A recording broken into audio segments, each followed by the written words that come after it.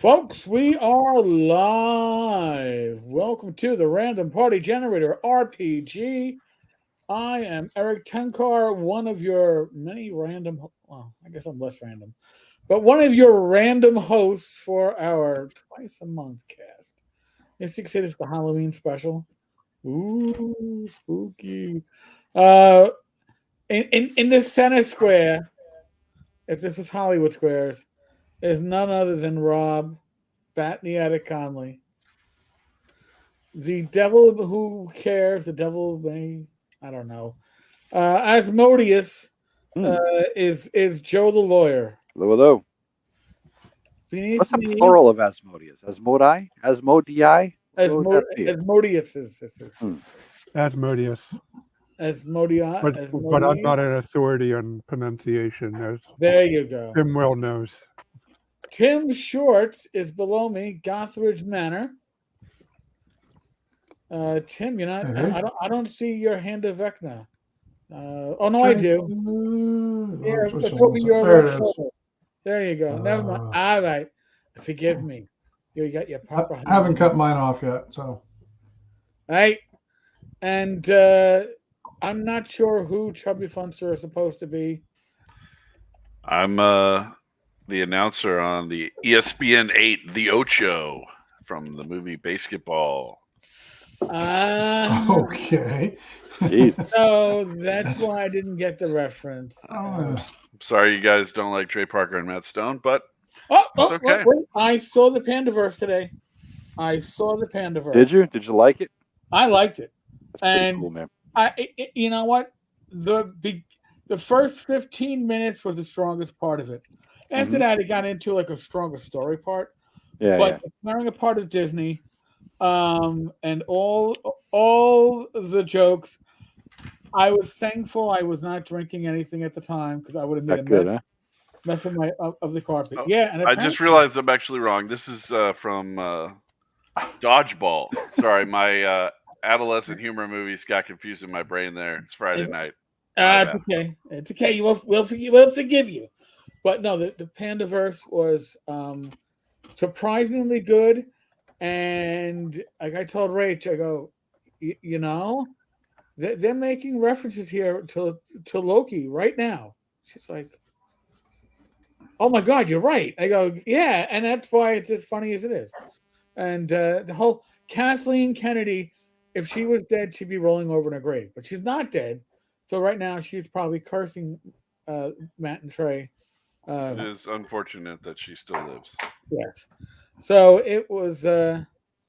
It was actually pretty good. You can find it on Paramount Plus. I don't believe that Rachel and we have a lower end subscription or whatever because it started out with a commercial, but for a 48-minute long South Park, there were no commercial interruptions.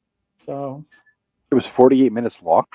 yes, one episode. Jesus Christ! I heard he slammed the shit out of Kennedy. Like she was using an evil AI artifact from the past to Yep. create shows that are identical to the other show, except they pander by creating everybody is like a lesbian and black or something. You know? Yeah, pretty much. It has to be a gay female, and it must suck. That was the criteria. Yeah, with the criteria. So when not to ruin anything, but folks, if you've seen the coming attractions, you see that they turned everybody but Kyle into a female. Um, well, when they go to one of the alternate worlds, everybody is a female. Mr. Garrison is a female, and reminded me of going to be an inside joke that maybe only people in the metropolitan area will recall. But the college professor that pulled a machete on the reporter last year um, looks that's what Garrison looked like. This Oh wow. same, I I almost did a spit take on that one. I was like, what? So the jokes are there. It is, I think, some of the better South Park stuff in recent years. It works on many levels, and also works on the whole idea that in today's age, most just to say it, most men are incompetent and can't fix things anymore. So Yeah. everybody's solution is to call the handyman, and then of course in this world the handymen are billionaires. Hmm. The handymen are those that own Amazon and Twitter. Go figure. Not because they're brilliant, but because they're the only ones that can hang a kitchen cabinet or put up tile in the bathroom.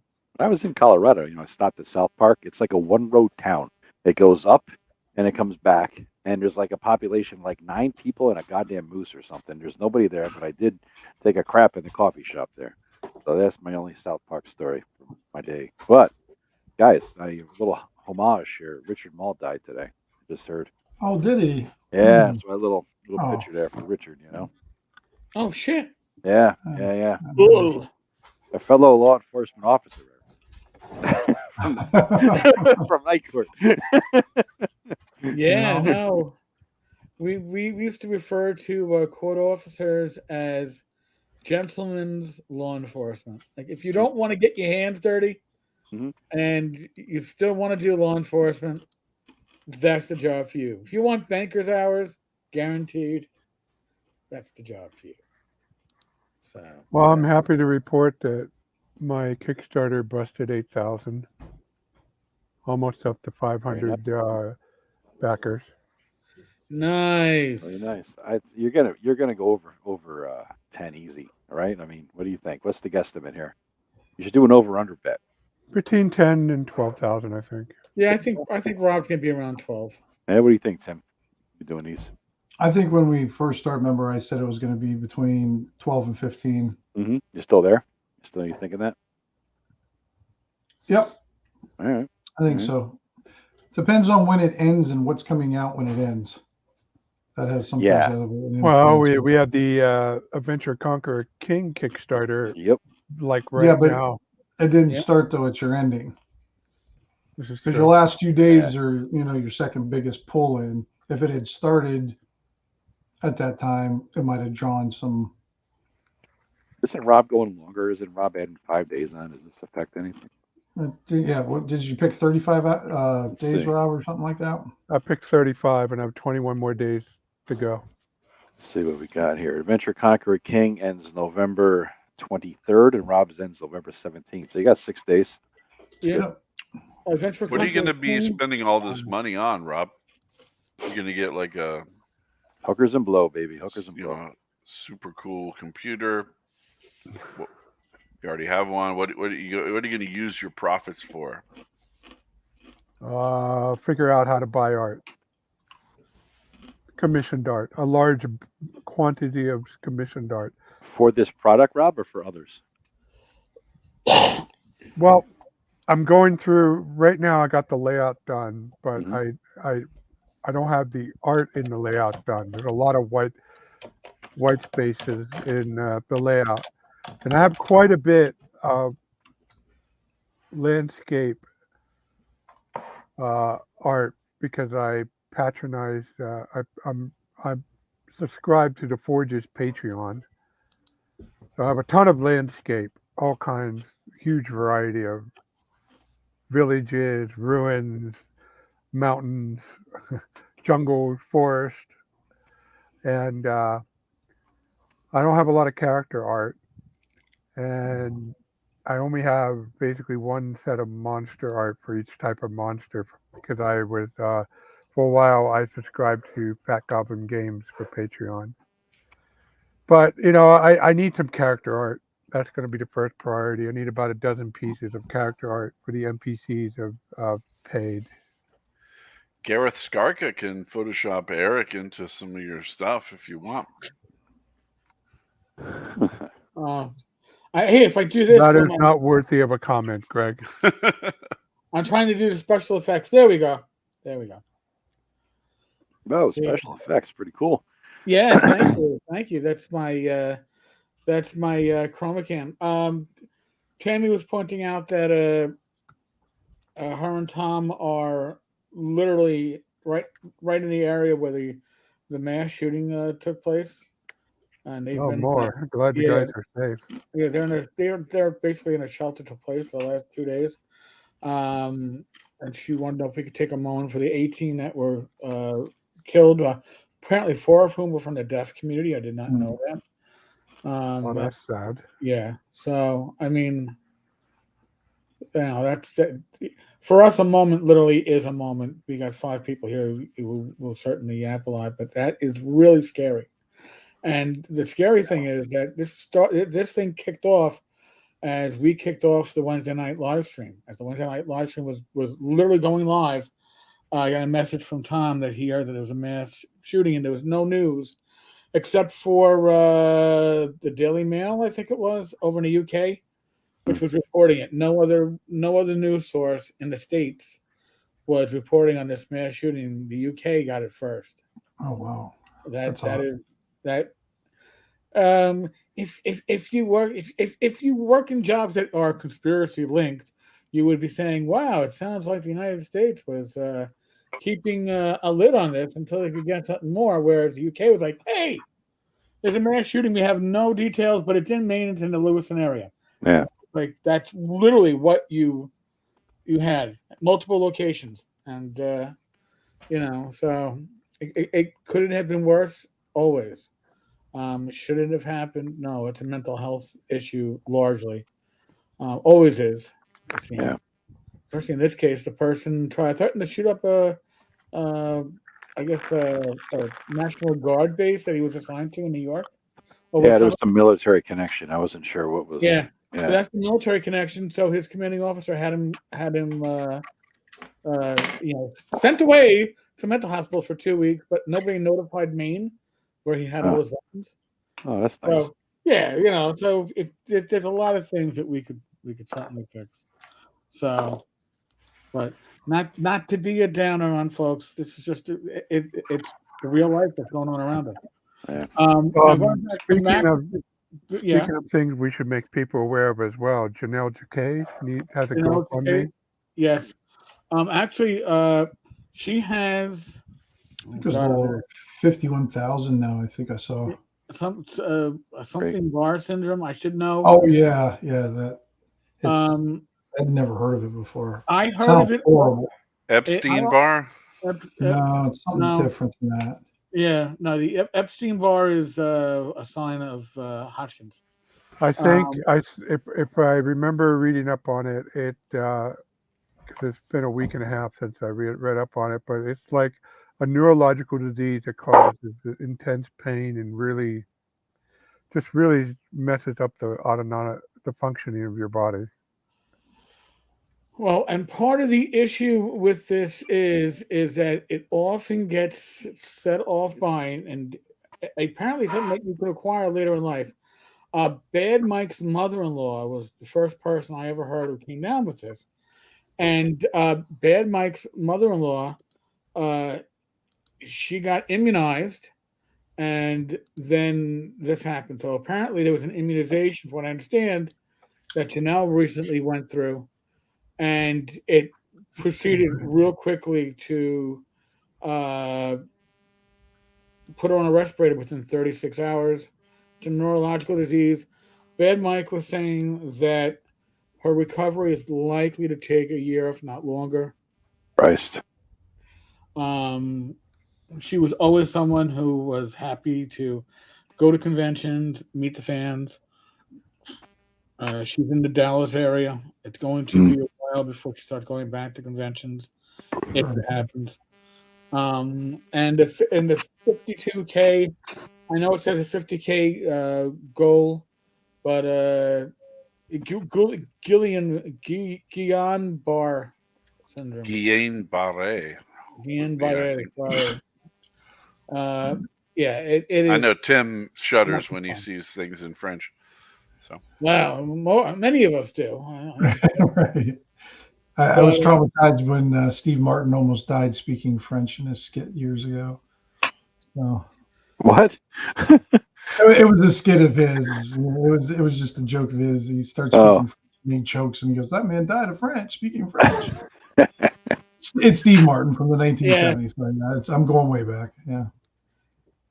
So hold on, I'm gonna put a link into the chat so we folks have it.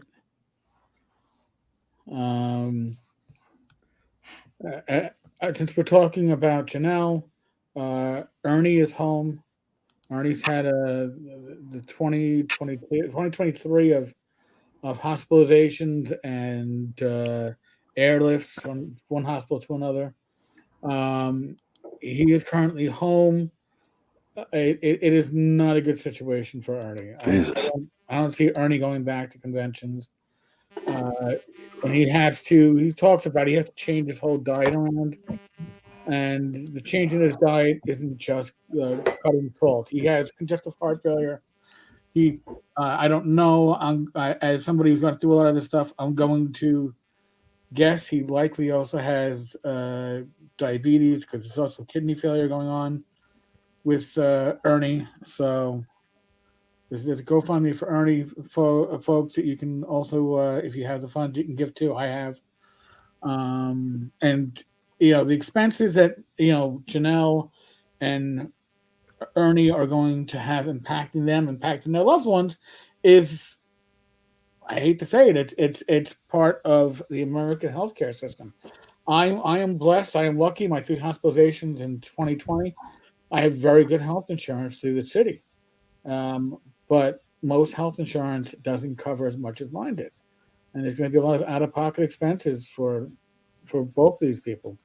So if you can.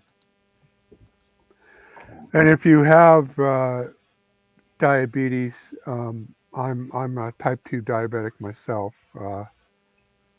and I don't have it really bad yet, but definitely I had to start on a diet and start monitoring my blood sugar and start taking meds.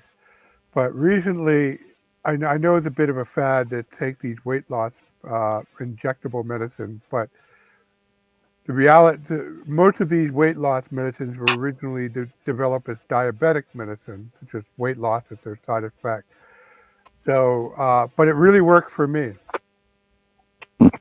My blood sugar is pretty much normal since I started taking it. So if you have trouble controlling your blood sugar, that Mounjaro and the other similar kinds of meds may be something that you want to investigate. God, this is there's a lot going on, but this turned into like the 5 old guys at McDonald's at 6 a.m. For fuck's sake, who's dying? Who's sick? What pills are you taking? How the hemorrhoids feeling? Motherfucker, can we get this something positive? We got this cruel hard master. Jesus Christ! Who keeps making the reason why we're at McDonald's is because the coffee is $1. Yeah.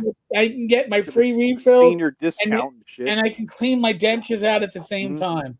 So it works out really well. I really gotta say. So D&D-ish, maybe? I don't know. Well, I was thinking we could talk about Jaquays in the dungeon. Oh, a little homage there. All right. Well, there you go, Greg. You brought it up, Greg. Intro to topic. Let's hear what is it and tell everybody what we're doing. I just put a Starburst in my mouth. Hold on a moment. It's a diabetes-free Starburst. In my mouth. All right. So, correct me if I'm wrong, but my understanding of Jaquaysing a dungeon is designing the actual geography, the shape of hallways and rooms and stairwells and actual structure in the dungeon, similar to how it is in the Caverns of Thracia, where you can access. It's not a linear design. You can access the second level from multiple locations on the first level, and you can be moving through the dungeon without following any type of linear path. So it's impossible for the designer, GM, whatever, to know which sequence you're going to go in. So they have to kind of make everything appropriate in some way for you to run into or have some kind, you can't need a certain item for one room that's in that room over here necessarily unless you're willing to let the players explore for that. You got to, things have to be kind of designed multilinearly. Well, So I just- mean, Yeah, Dark Tenkar just Tower, dropped a link, so Yeah. for example, Dark Tower, which I ran back in the day, that has 4 levels, but there are 2 towers, Tower of Set and the Tower of Mitra. Now, the Tower of Set can only be accessed from the bottom, but the Tower of Mitra has multiple access points, so it provides an alternate route through the dungeon. And all the dungeons wrap around the 2 towers, so they're not linear. They're like this big, I wouldn't call it donut because there's 2 basically 2 holes in each of them Right. where the towers go through. But let's just say there isn't really a set path to get through Dark Tower. Here's it's from the Alexandrian blog in 2010, July of 2010. And that's what everybody started talking about it back then. So the basic principles, you can look at that link Eric put in there. Multiple entrances, loops, multiple level connections, discontinuous level connections, secret and unusual paths, sub-levels, divided levels, nested dungeons. That's in Mitra's Tower there from the thing she did. Minor elevation shifts, midpoint entry, non-Euclidean geometry, extra dimensional spaces. Those are all the various features. It's as opposed to a linear dungeon. All right, so those are the main things that go into it. All the main principles there. You can scroll up. Scroll That's up. the geographical. That that's just the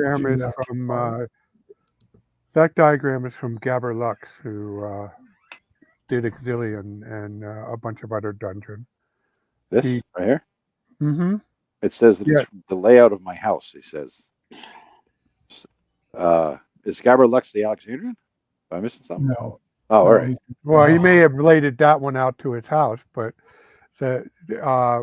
over on Knights and Knaves, and I think he was posting on N-World as well. Gabber Lux noted that, this is how a linear dungeon works. This is how a branching dungeon works. And here is this multi-path dungeon and how it works. And there were stick diagrams like that. And then I'm not trying to rain on Alexander's parade here, but Alexander obviously expanded that to include the multi-level that Jacquet pioneered. I guess a few warnings: beware of the sprawl. Have the dungeon with structure. Have landmarks in there. Next, Jaquain to keep on the Shadowfell. Wasn't that a shitty 4th edition adventure or something? Yeah. Fits because 2010, right? Yeah. So changed it up and around and all that. So yeah, it's just an interesting set of principles. They're just to make it different, As I'm playing Baldur's Gate 3, Jesus, I'm hooked. Every decade or so, I get hooked on a game, and I'm really enjoying the shit out of this. Take my own sweet time, looting every berry from every tree I pass, as you would expect.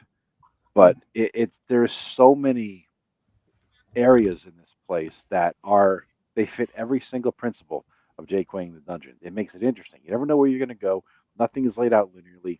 Ups and downs, different levels. Areas you got to climb up, go down. There's a basement in certain areas. You know what I mean? Little things like that. There's like, oh shit, what's this? And you really feel like you're exploring something organic.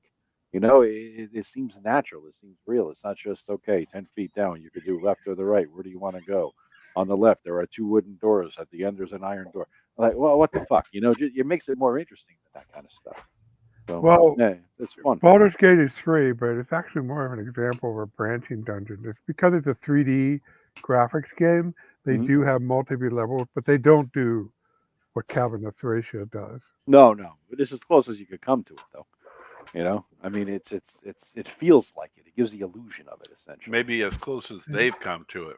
Yeah. I mean, Janelle did a lot of Doom 2 levels too, didn't she? A lot of Doom and Doom 2 levels. There was a lot of fun ones in there too, and they did a hell of a job with those back in the day, just for a linear video game. I mean, they did what they could in 1993 or whatever the hell it was when that came out. So these principles, it doesn't just affect RPGs; it affects everything to make them interesting. Anyways, Greg, didn't want to steal the topic here. I do like Elle's comment. Joe is picking everything that isn't nailed down and nailing every NPC. So I got laid twice so far. I'm still trying to pick up the barbarian chick. I haven't figured that one out yet. It's pretty good though.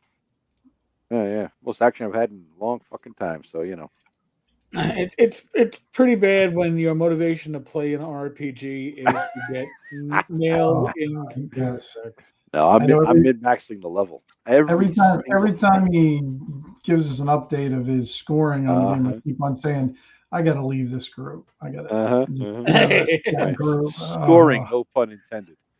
Right.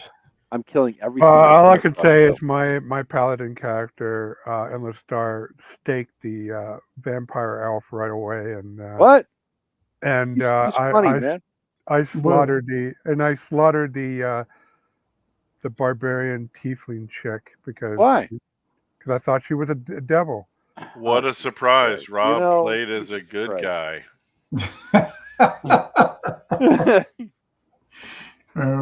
A ruthless good guy as he Yeah, slaughters yeah. people in the Lord, name of good. you must die. Yeah. I killed her and cut off her head. Oh, Oh, But you did then- the jazz hands there. But when I went back, I figured out the guys who sent me after her were not good guys either. Then I killed them too. So Rob, nobody won let's that. Let's not spoil the game for the children out there. Nobody won that encounter under my watch. I won both of those encounters. I got her on my side. We marched on up to that place where those people were, and I beat the fuck out of them too and took their shit. It was a grand, glorious experience. Anybody else playing it besides me and Rob?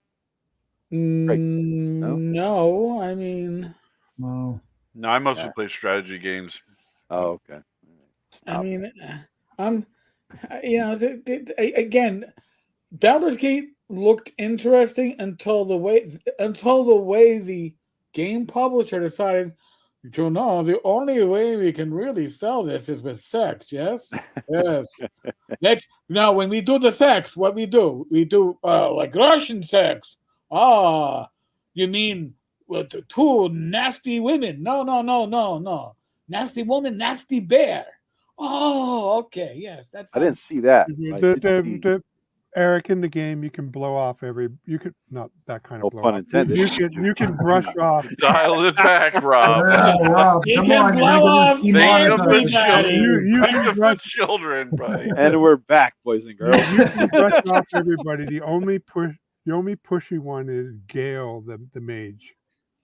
I let him die. He ran away. The pain in the ass. Give me a magic item. I'm feel sick. Yeah. Fuck you. I got magic items not for you, bitch. Just feed your goddamn sick. Yeah, Gale wouldn't quit. I play a mage, so I don't need him. So he goes, well, and he ran off, bitch. So yeah, hell with you. Well, as cool I looted as him the story before he ran is. off. So Elle asked the question in the comments: Mhm. did Jaquain do anything new, or just tried to codify what people were already doing? well, I mean, you got to look at when that shit came out. It was Yeah. Judges Yeah. Guild in what 78, 980, whatever it was. Nobody was doing that shit back then, right? No. There Yeah, was a she was dumbass the funhouse. first. She was the first to do it. She came out with the Dungeoneer magazine and was publishing dungeons, and then she got her shot with Judges Guild, and Thracia came out first, and then Dark Tower, and I believe the RuneQuest modules like the Nightfang Peak, those are also have intricate layouts as well, and Duck Tower, and she was basically first. At least the first one that was like publishing it. Now, here's the thing too. Many of us that were gaming in the late 70s, early 80s, we didn't. You came into this because somebody ran you through an adventure. You didn't have the internet. You couldn't find out how people were all running their stuff. Yeah. And your examples were at best what you could find published by TSR or Judges Guild. They were all tournament modules, so Yeah. And tournament modules didn't show you shit, No. except that you had to hide like magic swords inside carrying crawlers. So apparently that's where magic swords are bred. Mhm. I mean, That goes back to the other topic we were kind of I sort of brought up. I don't know if anyone wanted to hit on it, but it's like there's been an evolution of game styles and how DMs ran games off as time went on, right? I mean, and I think it ties into the systems that they were designed under, and the mentality shift which went into the systems, which influenced the module designs. I mean, the early stuff was all Funhouse Dungeon. It seemed like a lot of that with the Bear Overland travel shit, right? And then we had the modules, like Tim said, the convention modules, right? And then we get into the whole, Mm, you know, I mean, I think the convention module thing goes along with the whole AD&D thing. He wanted to codify, right, and make something the same. I think, you know, so we had this standard modules you could run. Hey, why don't we might as well publish this thing too? What?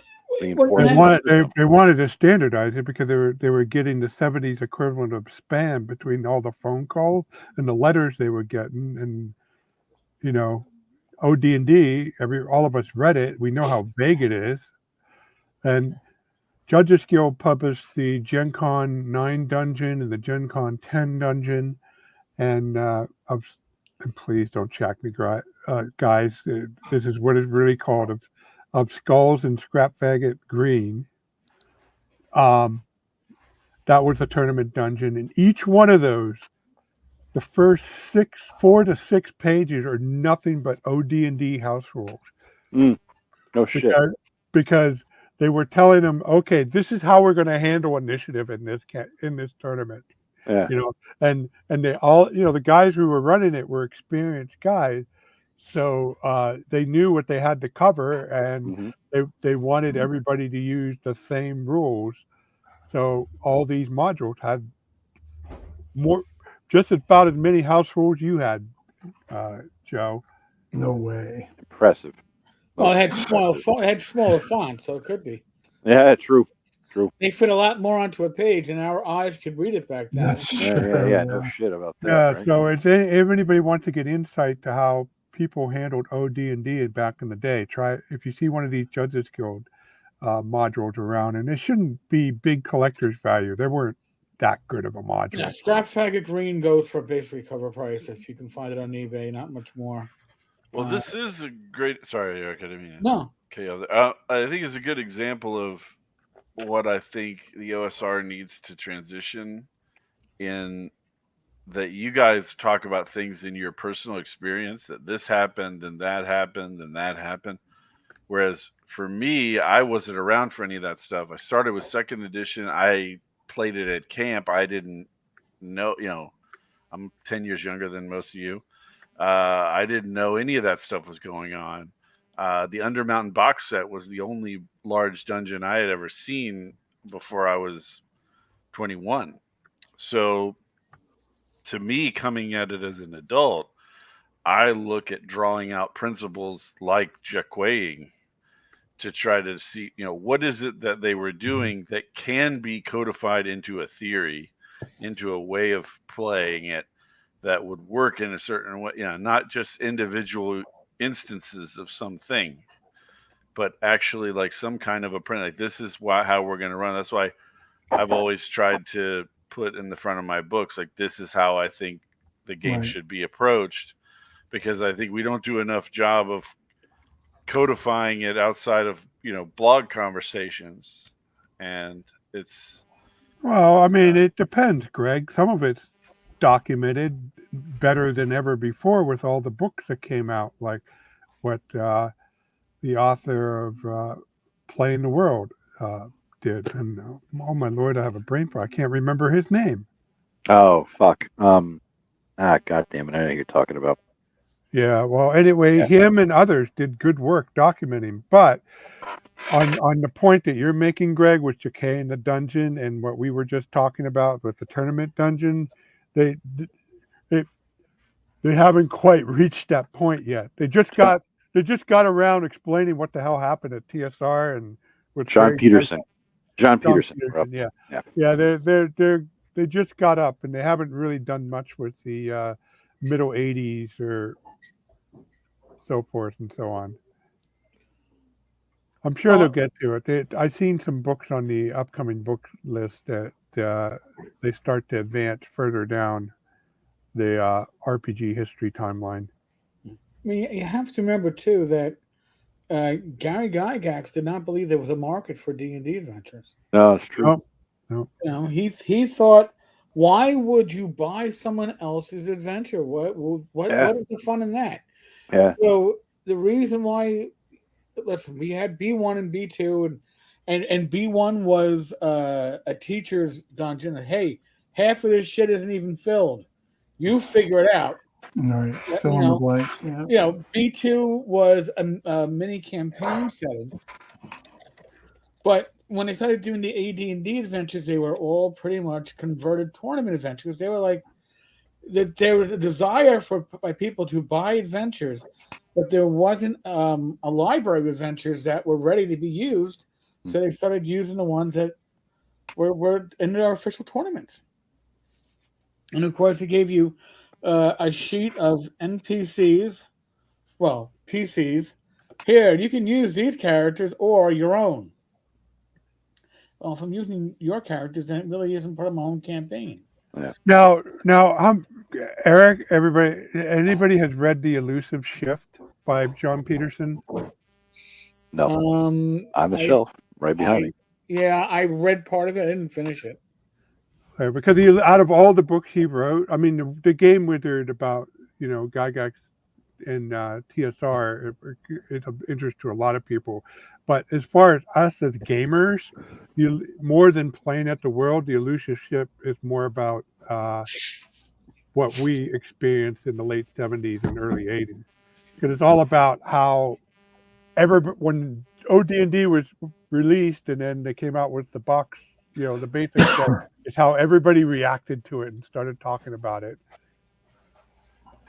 Yeah, but I guess that actually highlights the difference between our opinions. So I don't really care about the individual person's experience in that. What I'm saying is that there's a principle of play that needs to be elucidated. And this came out and things changed. We did all that evolution stuff. Is fine. I'm not ragging on it per se, but that's not what I care about. I care about is coming up with what are the final FIFA rules for how to run it this way? Not how did they start out with soccer and then they changed these rules, and then they changed this. And I want to, what is the way that it should be done to get a particular outcome? If you want to run it like a story game, you're going to have these kind of outcomes. If you're going to run it like that, you're going to have these other, have actually like a codified differential. And that's one of the things why I think it is good that the OSR is decentralized. But I think that there's also a benefit to having a common model that people look to, that they can point to and say, this is why I'm doing it this way. Well, my current Kickstarter is kind of about that, how to make a fantasy sandbox. One small part of it, but still, it is exactly the focus that you're talking about, Greg, and it's going to be in book form. And soon the first draft will be in everybody's hand. So I don't know if that's answering his question though. Yeah, I don't know, Greg. I guess I'm not understanding the direction you're going with. I'm trying to grasp onto it. I guess I just don't understand what you're asking for. We can describe what Jaquazing is. Right. All it is really is a tactic of achieving some kind of, we're doing it that way for a reason, to achieve a goal, not just because it's fun, fun in and of itself. It's that having the decentralized dungeon design encourages limited forays and then pulling out, or coming up with some place in the dungeon where you can camp in the dungeon rather than try to go back to town every time you run out of resources. Stuff like that. Like, there's a reason why you're doing it that way. Gotcha. And the same, Rob's sandbox thing does explain why he has a sandbox, but I guess you're talking about, well, just specifically in this holistically. Example, yeah. I think Overland is great. I agree with Rob on how to run Overland campaigns almost like probably 99% of the time. But I think in terms of just overall, how do you run?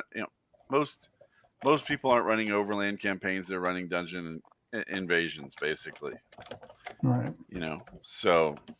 Well, Greg, I love Overland. Here's the problem with addressing what you want, is that until the OSR kicked out in high gear in 2010, everybody was just doing it for fun. Jaquays didn't have a higher purpose in designing Caverns of Thracia. They designed Caverns of Thracia because they could. I can make this level dungeon. Then they ran it, and people found it fun. And Jacquet had the opportunity and the skill to take it a step further and actually publish it, so the rest of us could try it out. But nobody thought in terms like you're saying. Just people found that the criteria was this fun or not, Mm. and that's what the elusive ship kind of highlights that, because when you read through it, yes, you're right to criticize it because there is a lot of nitpicking detail about who said what, but underlying all that, these guys are debating what they found fun, and they have arguments because they can't believe why other people can't have fun with it, and they say, no, this sounds like it sucks, and then hence we get a debate in the letter pages of Alarms of Discursion or on the Dragon magazine. So that it's not until the OSR kicked up and people started taking old school gaming seriously that I started seeing stuff like Alexander's Jacquet the Dungeon or Gabber Lux, the structure, the linear dungeon, the branching dungeon, the circular dungeon, and why each of these types of dungeons work the way they do for your adventures. So, I mean, It wasn't a science; it was an art. I think you're trying to say, basically. You know what I mean? People were just doing what worked for them, and everybody approaches it differently too. With every DM, you're gonna have like, I'll run a game. I'm 15 years old, whatever. I'm running these games, and I like it or I don't like it, or my players like it or I don't like it. But I'm approaching it with a certain mindset, my own, right? I'm approaching it with the way I look at the world and view things. How I did it at 15 versus 35 versus 55 are all three different stages. And so you do the best you can back then and make it fun. But I think we could all agree that going back to a basic bullshit funhouse dungeon would not be fun right now. We in our gaming evolution, right? And so things change, and it's going to always the change is always going to be an imprint of the DM who is making that change because of what he or his players think. I don't necessarily disagree with that, Joe, but let's take the $500 on free parking and Monopoly rule. There's clear reasons for doing it or not doing it. You can talk about I'm putting this down here so that everybody has a chance to kind of overwhelm bad luck and get this $500, or I'm taking it out because it removes the flow of the game that I want it to be a particular pattern of you kind of seeing a person's cash reserves slowly dwindle down. And if there's a chance of randomly getting the $500, then it adds too much randomness to it. In D&D we talk about if you have something where you only have 6 chances, it's going to have a different kind of effect on the game than if you have it be a D20 roll that you're making for this particular thing. That's all the debates about skill checks and all that kind of stuff is people saying when you run it this way, these are the results that you get. So when I look at Jacquaising, I'm not looking at it as it looks pretty on the paper or people are having fun this way. Yeah, fun is great. That would be a criteria for discarding something if it wasn't fun. I'm assuming that everything that you're doing is fun, that you want to keep it. If you got to choose between two things that are fun, you got to come up with some other criteria beyond it was just fun. Well, to Jacquet the Dungeon was my theory as to why people found Jacquet the Dungeon fun, because players like choice. Yeah. I mean, I didn't rationalize my early Waterlands campaign in any particular way, but players liked my campaigns for 2 reasons beyond that I was an okay DM. That one, I would let them, I would set it up and they could go anywhere, because that's how you run war games. When you run an expansive war game, you're not, you can't invade that country. No, you're allowed to invade. It's part of the rules. You're allowed to invade the country. I don't get to say when you can invade or not. And the same with the players. And the other thing, the reason they liked it, because I've always carried over what they did in past campaigns to the current campaign. And it kind of pushed me in the direction the way I do stuff now, because they never wanted to play any of the other ideas I came up. No, Rob, we want to be in, Rob, let's not do that. Let's go back to Waterlands. Okay. So between those. But you would admit, Rob, surely that the reason why we use dungeons as a tool is because they constrain choice, so that instead of having an infinite number of choices, you've got 5 or 3 in any given thing. One of the problems that I've consistently had with running a big sci-fi game, Star Wars in particular, is people can go anywhere. Oh, you haven't prepared your Hoth adventure? I want to go to Hoth.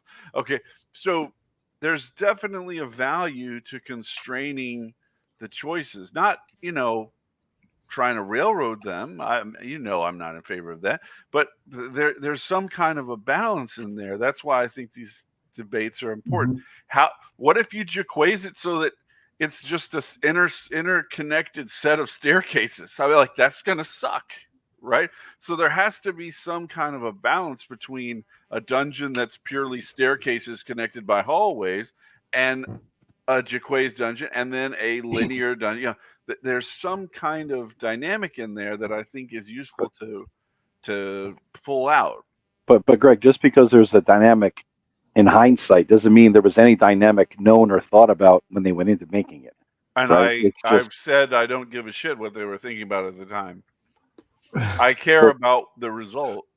The result, yeah. But it sounds like we only know the result because we're looking with hindsight back in the day, and we can see. Yeah, and that's how we got penicillin. But that doesn't mean that I want to spend all my day thinking about moldy bread. I want to debate how we can use penicillin.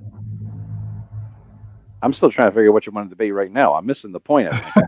Yeah, I'm trying to get. I mean, I can tell you that for me, it wasn't because I was savant or something. It was to me, as I played war games before I role playing, and so to me, a dungeon was just another piece of terrain that I stuck on there. And from wargaming, what always directed play is the victory. The victory conditions of it. Now, I never had victory condition in my campaign, but if you want to establish a kingdom, that kind of directs a player, in what they want to do, So I had my friend Brian, who wanted to establish a kingdom, and so all his adventuring was focused on that. I had another friend named Greg, who wanted to be the badass mage of the world and established his wizard tower, so all his goal was focused on that. We have Tim, in a later campaign, wanting to become the uber crime lord of the whole fucking city-state, so his goals were directed that, including manipulating other people to doing his murders. And you got Dwayne's mages to do a killing for you. That was quite a nice piece of work. Well, I guess, Joe, to answer your question, the why, what I'm trying to get at is, why are you Jaquaysing it? What are you getting? The degree to which you Jaquays it causes X in the game. The degree to which you avoid doing so causes Y. What is the actual impact of doing because it's unpredictable. I mean, Jaquaysing the dungeon gives the players variety of options that makes it more fun instead of a left, right, 2 doors, linear bullshit dungeon. That's the thing. It's just fun and variety. Players want choices. Yeah. I mean, there's a point where you give them too many choices, but between those, I mean, the guys in this room here have spent more time just in analysis paralysis than we have spent podcasting, probably. So that I think there is a limit. That's one of the things. Joe, we've talked before about equipment. I feel like you should give players a lot of tools and crowbars and throw any kind of tools out there, because it just gives players more that they can think of to do beyond their character sheet. Yeah. But there is a limit to that. If you're walking down the corridor and every room is full of tools, it's going to get really weird. Yeah. But that's what I'm trying to say. Like, when I want to think about Jaquaysing, it's to what degree are we talking about here? And we don't want to get down to the hard, for every 1,000 square feet you should have this and this and this and this. But I mean, like, are there any general principles of, I like to create clusters where there's maybe 5 or 6 rooms that I are don't- clustered together, and then there's a long hallway Well, here's that the thing. connects it to another optional area. I think I know the answer to your question, Greg. Are there any principles sort of guide us in terms of this? If you get 50 DMs in a room, you'll have 50 completely different principles that may or may not overlap sometimes. You know, I mean, you're not going to get, because it's what works for them. I'll look at something somebody made in a module or whatever, or somebody ran in a game, and I'll say, well, that's fantastic. I'm going to use that for mine, or that fucking sucks. I'm not using it for mine. But other people might consider that to be Jakeways in a dungeon in some way, right? So even when you look at a set of, okay, Jakeways in dungeon has these 13 things, and you're saying, well, how do you use them? Is there a set of principles to guide how I use those 13 things so I can achieve a certain end? It depends, because the ends are different by DM and players, and what the DM want to impose on his players, because that DM thinks it's fun or not, changes the whole list too. I don't think we're going to get it. Well, That's an open-ended thing, Joe. But we're at the end of the day, everybody here, even Eric, I think, publishes things. Right? We're putting things down in a fixed problem. You know, like, so it's not like it's just, well, I just let anybody do anything. We're providing written material for people to use. Like, so probably being the most prolific adventure writer on this panel and stuff, the answer I'd have for you, Greg, except because I'm just such the shittiest person to ask these questions to, because every time I approach an adventure, whatever I did before is out the window. It's almost like a new slate for me. So maybe I just equated to my first adventure. I feel that way about seasoning chicken. There you go. Depending on what you're feeling like, then next time I might just have a linear one. The next adventure, I might only have one fucking room, but I try to have it interact, and it just kind of, I guess, depends on what's going on. I think Grumpy Wizards, like the answer is kind of depends, and it is for me as an adventure writer. And like I said, I'm kind of a very poor example, probably in a lot of ways, because I come at things in so many different angles that I couldn't tell you what the hell I do. Just like the last couple nights I was working on just some small things because that's what I do for on my off time is I used Matt Finch's Tome of Adventure Design to help me kind of help format a philosophy for this, one adventure. And then I got some tarot cards out for my next adventure. And then I got, then I just looked through the monster manual. These are all different adventures. Then I picked out one monster that I kind of wanted to focus on and then build the monster around them. Can I tell you what, like the best practices of why I did each one of those, other than that's where my creative juices were going that day? I couldn't tell you. Unfortunately, I don't have and it would probably help if I did. It would probably be a lot more efficient for me. But I just like, how the Alexandria goes into the, really in depth.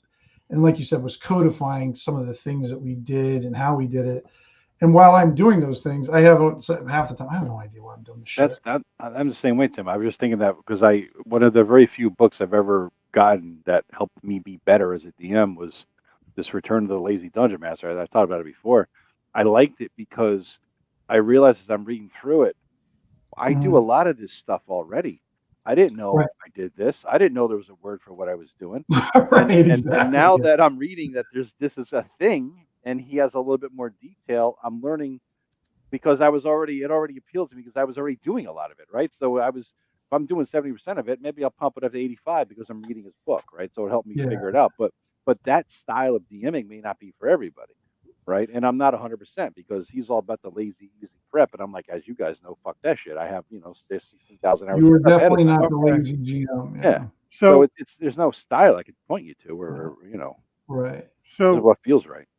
So Jacquet the Dungeon, to recap that part, it's more like how you structure the dungeon, the map. So it wouldn't be accurate as far as Jacquet the Dungeon and what you do, Tim, as far as that what it tries to address. Is that No, because sometimes because sometimes because I create the maps too, and sometimes I choose to Jacquet my map, so that affects the adventure that I'm writing. Okay, so regardless, so if you start with the tarot cards and the random generator. Right. What I have observed you doing is the map follows from the seed kernel that you develop from the tarot cards and the adventure generator. In other words, it fits the situation that you have in mind. And if it's a Surprisingly, linear, that's not how I do it, Rob. I actually build the maps first and then build the adventure around the maps. okay, so that works. That's- It works in that's- either direction. You build a map, you have this Yeah. idea of a location, and you just build it out and you're thinking, Right. what could live here, you know? But the thing is, you know, what the point I'm driving to is that we think, however we arrived at, either we go map first or idea kernel first, you know, the terrain or the ideas, either terrain suggests the idea or the idea suggests the terrain. So Jacquet, with Caverns of Thracia, I don't know that module as well, but I do know she used natural caverns, how natural caverns actually worked with all their different little levels and interface. As the inspiration for that. And in Dark Tower, it was very obvious that Jacquet, she started out with the idea that there were two towers and they got buried and people started digging from top down, from the towers outward. And you could see, when you read the room description, you can see how the whole thing evolved from the first catalysm that buried everything. And so again, it follows from the premise of the situation. So if the premise is that you want a natural, multi-level natural cavern, it's like the Mammoth Cave system in Kentucky, then you're going to wind up with Jacquet in the dungeon, you know? I think just because we could discern 11 principles or whatever about Jacquet's in the dungeon from things that she made, doesn't mean that she had any of those ideas in mind when she was making them. Right? She could just have here, this is cool, this is fun, this works. This worked last night. I'm going to do it again tomorrow, and I'm going to let a little zippity doo-dah at the end of it. You know, well, I'm pretty certain with Thracia, what she wanted to do was build something around an actual cave rather than a pretend cave, like most. Right. Well, I mean, Joe, just because you stumbled upon a particular chicken recipe through experimentation doesn't mean you don't now have General Tso chicken or whatever. You know, I mean, like it doesn't take away from the final product or its utility to how it was even for. I don't like I said before. I don't care how it formed. I don't care if Moonmen came down and handed the General Tso recipe over to the people. I like it. But here's the thing: between when Janelle was creating these adventures and the Jacquet of the dungeon being defined, there are decades where it was never defined. It is defined. Right. We're defining Alexander and whoever is defining this after the fact, and it is almost like saying, well, because this and this, well, we're going to call this Jacquet in the dungeon. Did Janelle ever call it that? No. Did she ever consciously talk about that? Probably not.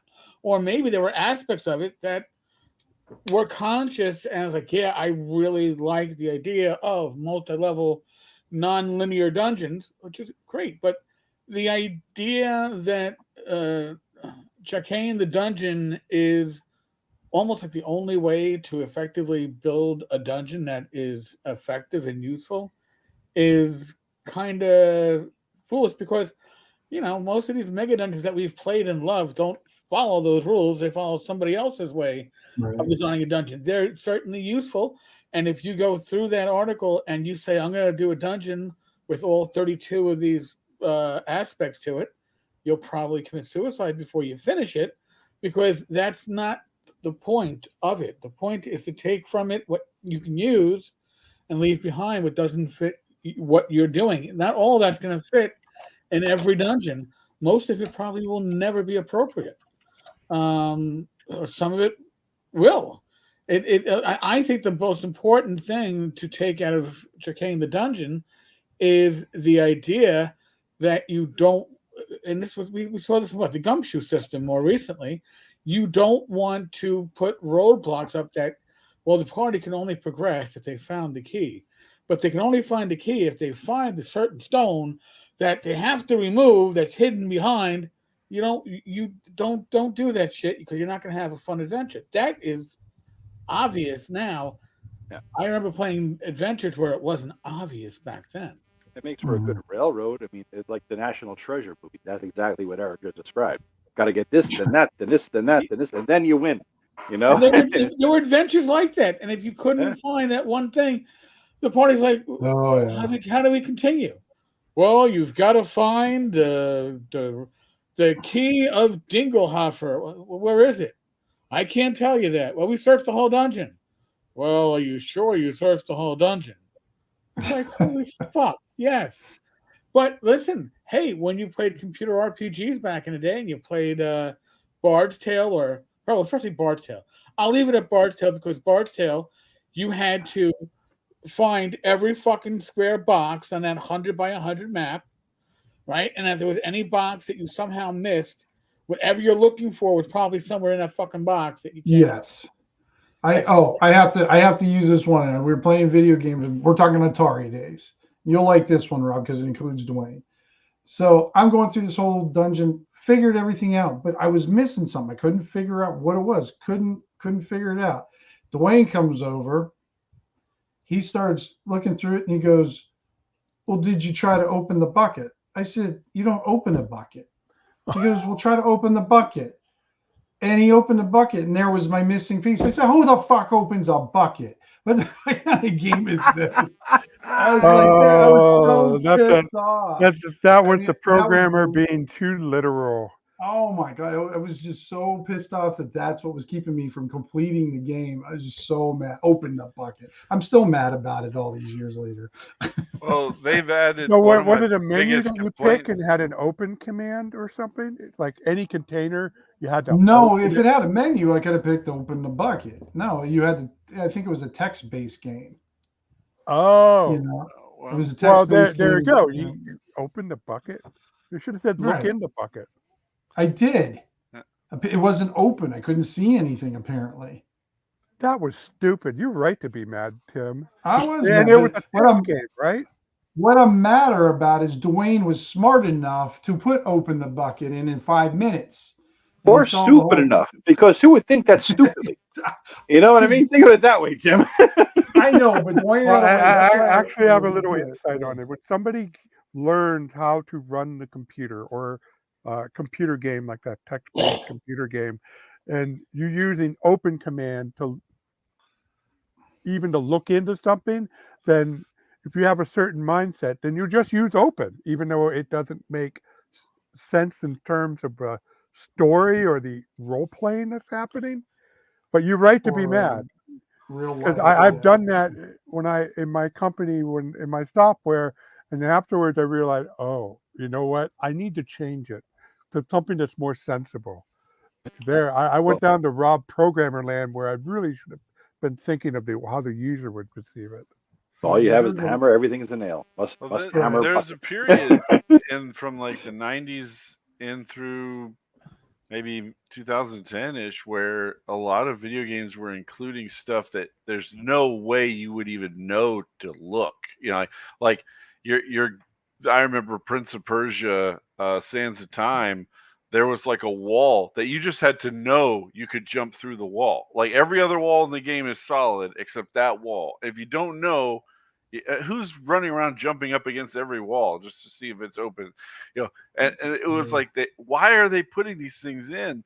And then sometime like around 2010 or so, like it really stopped happening, and it started being much more. Maybe it's the influence of kind of the Microsoft Halo idea of you want to make it so everybody can find all the things so that you can sell it to even the dumbest customer. Yeah, that started happening.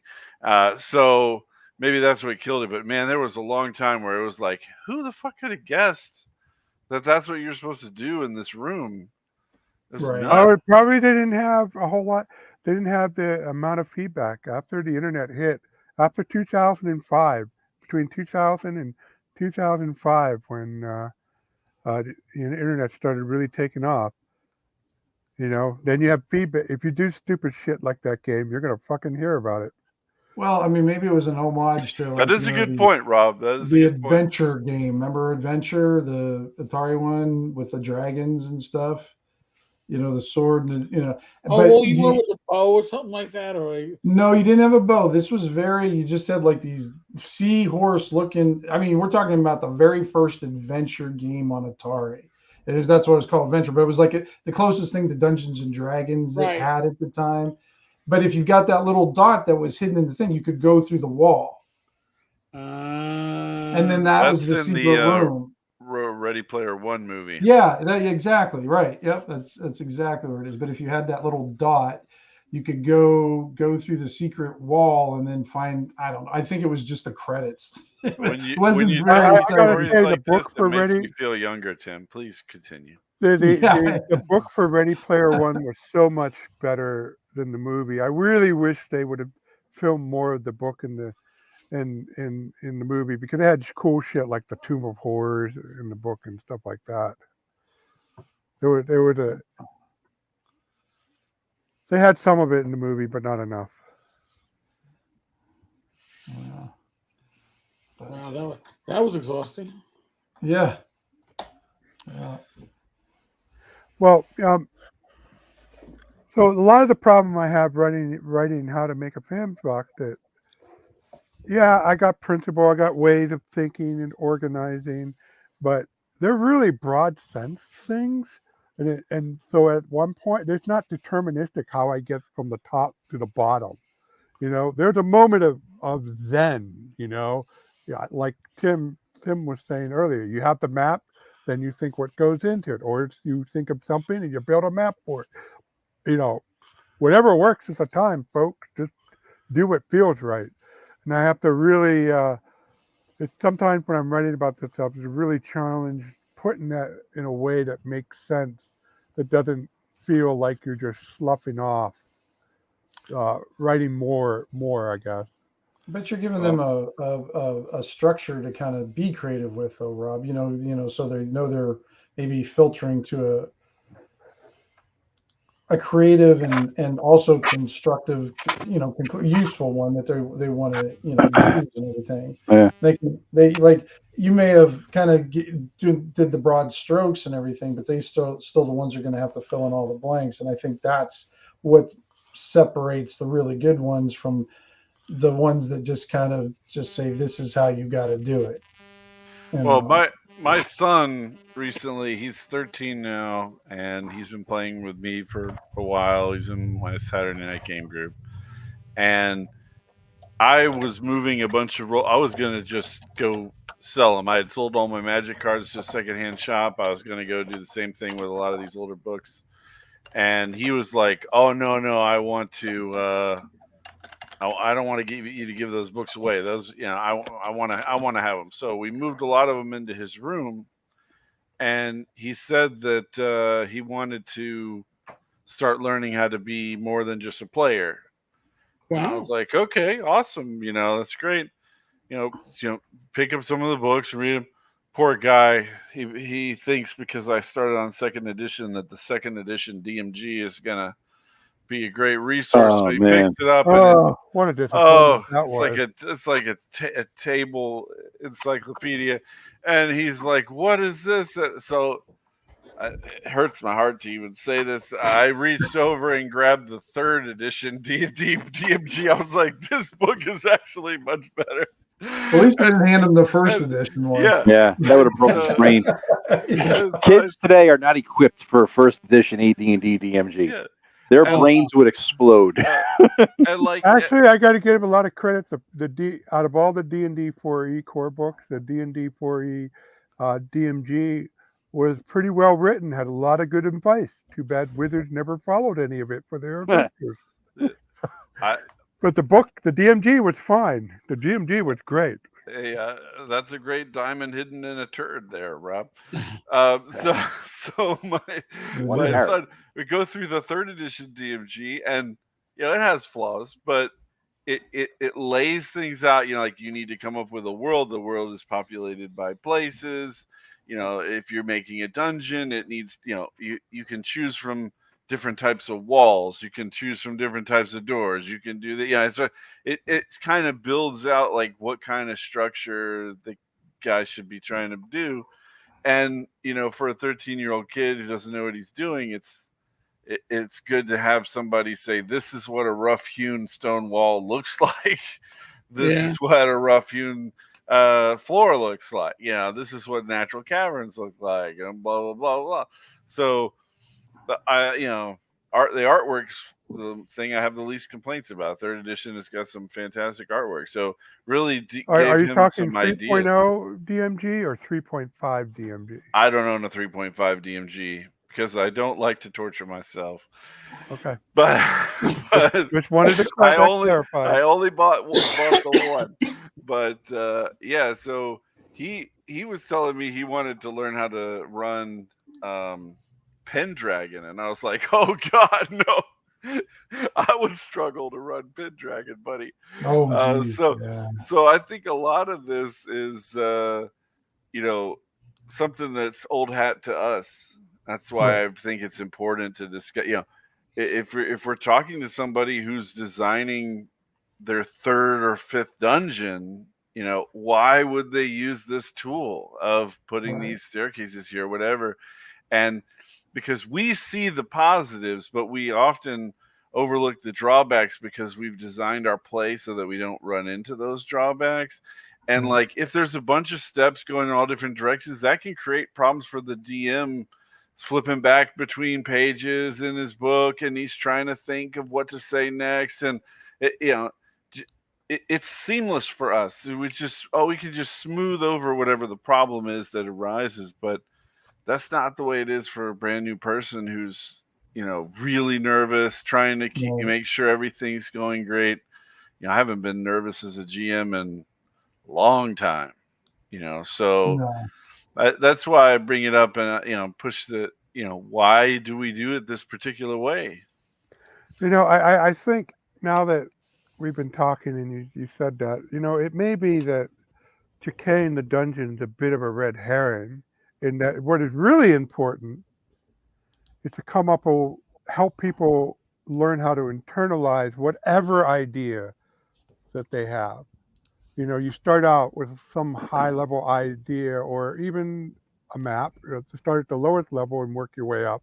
But during the process, you build what you need the way you need it. So if you get this multi-level thing that's like a natural cavern like Janelle K would build, then so be it. But if it's just a simple linear Egyptian style pharaoh tomb, because if people don't know, the tombs in the pyramid are very, very linear. They may go up or down, but they pretty much go right into the stone mass of the cave.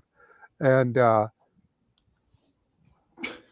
whatever they need, that will be okay. But at the end of it, you would have it internalized, so you'd be comfortable with whatever you created. And that would be a challenge to teach the novice DM how to start that process of internalization, so that it's just there at the tip of your forehead when you need it, when you actually run the session. I don't know how to teach internalization, Rob, other than just do it over and over again, different ways, different times, different styles, and just you'll pick it up, right? Now you know why I put all those freaking examples in my book. You're right, Joe. That is the challenge. How you teach them. Which book is that, Rob? How to make a fantasy sandbox that you wrote a book, Rob? You mentioned this book, but I don't see it anywhere. Where would we find it, Rob? Oh, on the bottom of my screen, there's a what do you call it? A banner. Available at fine retailers near you. That's right. No, I haven't cracked that one yet, so not. Gun ask about have any of you read that XDM Extreme Dungeon Master? No. I think is it Tracy Hickman who wrote it? Yeah, PDM is raves about that fucking book all the time, Professor Dungeon Master. I know. So I looked it up and I'm like, what is this fucking book he's talking about? It's the greatest book he's ever read. And because this motherfucker talks about it all the time, you can't find a goddamn copy anywhere.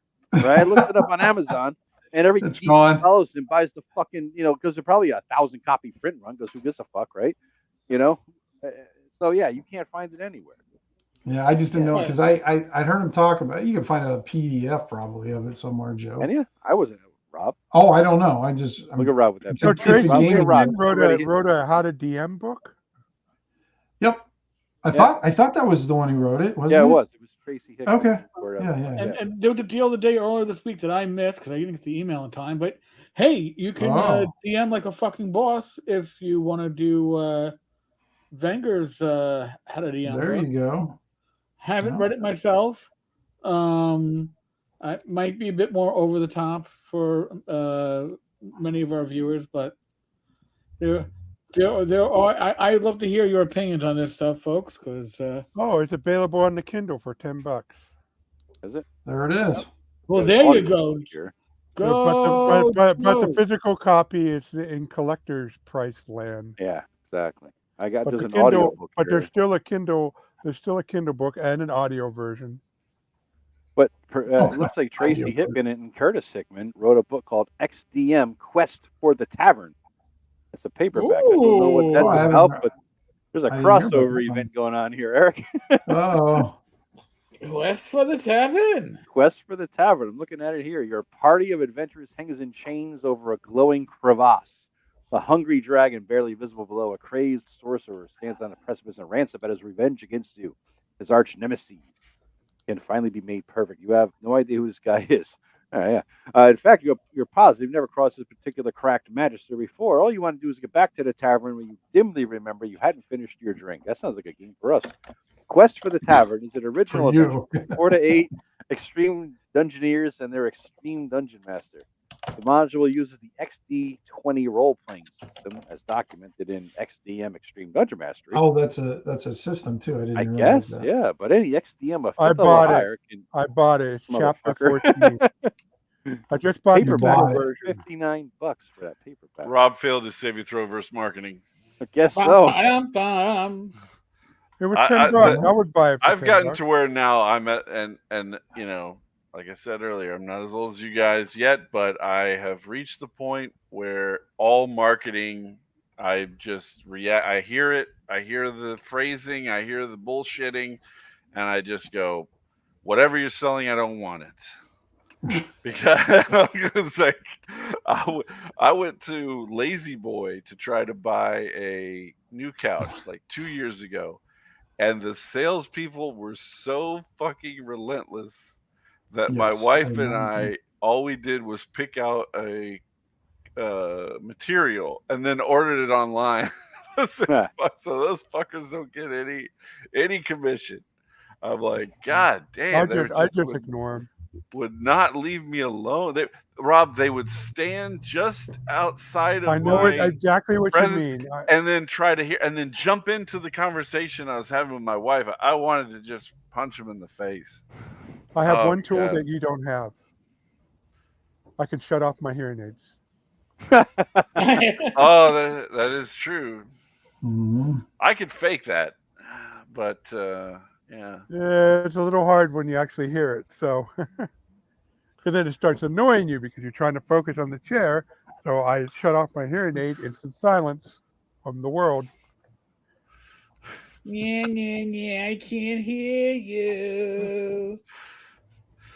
No, Andrew wrote a when shit you ton turn of off your books. hearing aid Holy and shit. people try to talk to you and you don't respond, they just think you're an asshole, which still solves the problem in this case. But just from experience, that's what happened when you become hard of hearing and you don't correct it. Or Everybody you can- gradually, everybody around you starts thinking that you're an asshole.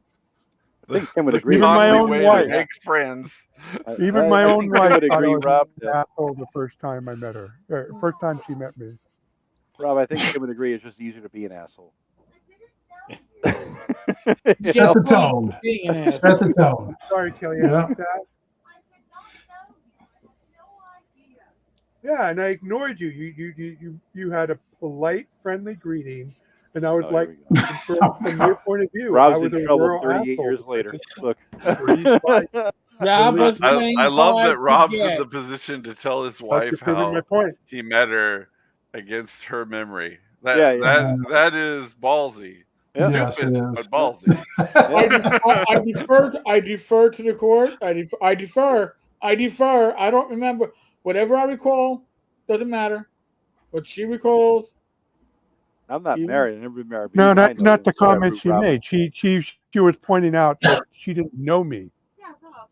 You see, when I met you, I didn't know you were an asshole. Yeah. Now I know you're an asshole. Oh, okay. Nice gold. All That, right. that Boom. wasn't Yeah. part of it. That was Yeah. The just audience a moment. approved that remark. Yes. Oh, Yep. Give Kellyanne the headset. Let's hear her story, how it went down when you first met. I heard some rumors. I heard some nicknames. I'm just saying. Yeah, I've heard some endless nicknames. Yeah, I heard endless good nicknames, Rob. I'm just saying. Let's get Kellyanne on here, and we'll hear her side of it. Probably Side of fuck what? you. I You don't want hear her what you're saying. on? My hearing aid broke.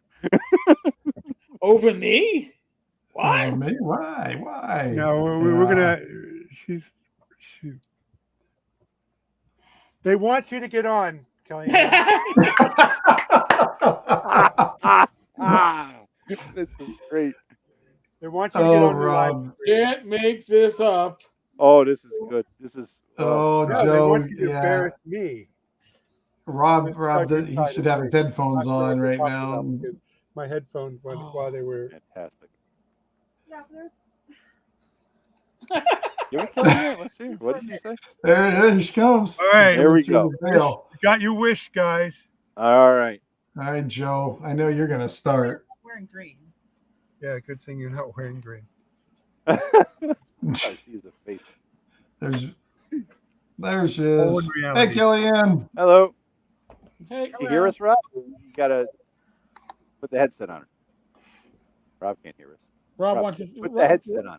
Who's that Did you guy? put the speak? Who's that guy? You don't ask him that. That's He's Joe. got three Oh, answers. God. Correct. Okay. Yeah. Kellyanne, can you hear us? Yeah. Rob, give you her the have headset. headphones. See, Headphones, Rob, one headphone and no heads equals Headphones. nobody. Yes. Yeah. There There you go. Woo! Yeah. Yay. All right, and All then right. you can Just turn the clubbed volume. Kellyanne. Which Oh, now we're really loud. Speak softly. Give her the shock treatment there. Okay. All right. There we Hear go. us, Kellyanne? Okay. Yes. We want to hear the Oh, truth good. of how you met Rob and what the stories are. So Rob is mansplaining the story of how you met, saying you're completely wrong. So let's hear the truth. Well, I was at an event and he Uh-huh. was doing paperwork and whatnot, Uh-huh. and I needed to deal with my character sheet, and I wanted to talk to him about it because he was like character sheet guy. Oh. And I went to talk to him, and he just stared, and he just walked off.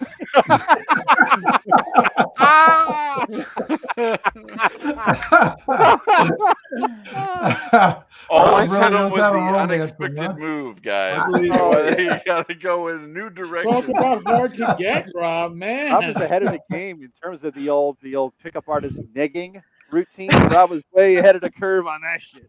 I thought he was was. I thought he was a giant dick. I don't know. I mean, then I met him later at Mukasa when there was that event, and I actually got to know him, and that was when I got to know that he was actually okay. yeah. I first heard of her. How bad? I didn't even notice her that first event, but the second event when she was at Mikasa, I've at the end of the event, somebody go, "Hey Rob, did you hear the sheriff Falwak? He got killed." He did. Who killed him? I wanted a piece of him. But it said, you know that cute girl that you know she was petite. She was dressed in a very nice medieval costume, and yeah, she just backstabbed him, slaughtered him, scattered his body parts throughout the woods. Holy shit! Rob says that's the kind of girl I want to marry. No, There you go. I misunderstood. I thought that the more pieces you cut him into, the less likely it was he could come back and finger me. You know, say, "Oh, she's the one who did it." Bing. Well, yeah, you gotta get Not careful going. with your Point language the finger. around these guys. There you go. Yeah. Point the finger. Yes. Sure. But unfortunately, that was untrue. So at Gotcha. the third event, the bunch of us, with me kind of being the ringleader, vowed to protect her. And Yeah, because I was the only woman in town. It was an event where there were like The NPC ratio was insane. There were like 8 NPCs per PC because everyone was too afraid to be a PC at this event. Everybody died like 3 times. That was the Winter Vietnam event. Yeah. Yeah. There was a resurrection tree. It looked like a hanging tree. You had to like hike. jeez. You had to hike out to it and resurrect out there. Every time your character died, Yeah. and that was a lot of times during that That was event. the Yeah. world. Better off staying in a bar. Let's drink. But we So here's a side quest of their guys' first date. So Rob tells me about Kellyanne. He's like, yeah, I got a date with this girl. I got a date with this girl. Do you have any CDs? Yeah, I got 1,000 CDs over here, Rob. What do you want? He goes through my CDs, and the one he picks out to play for his date is the Braveheart soundtrack. Nice. Nice. That is a really That's good soundtrack, to be It fair. did. Yeah. But I just thought, really, Rob? You know, I got all these other ones, and you're going for the Brave. I was like, okay, all right. Do you want to go with that one? Poor It Rob. worked. I couldn't hear him. Oh, He's Rob talking- can't even hear it. Rob Talking can't even about hear the you. Braveheart soundtrack you picked for the soundtrack for our first date. I am not. I may be a hell of a DM, but soundtracks are not. Right. Track That and was, wine are not my forte. yeah. It No. was just funny. Yeah. Just that he just wanted to like a soundtrack for the date, so he picked Braveheart, and I was like, okay. Okay, I let don't it think go. he played it. I think we just watched a movie and like I got to meet his cats, and that was about it. I don't think I heard that at all. The Probably, cats yeah. in studio on that first date. Yeah. Sure. Yeah, Shadow and Sassy, they were good cats. Yeah, So he that was peed on just- my head. Well, Shadow was an intact male. You didn't get him neutered until he peed on your head. I know. I was gonna say, you just said you peed on your head, Rob. I was sitting on the couch. He walked behind the couch. And I felt something wet, and the next day we took him to the vet. And that's the cat that sealed the deal, huh, Kellyanne? There it was. He You was a Rob nice loved this cat. cat. He was very beautiful. He was pastel gray striped. He learned his social skills from you, Rob. Oh my God!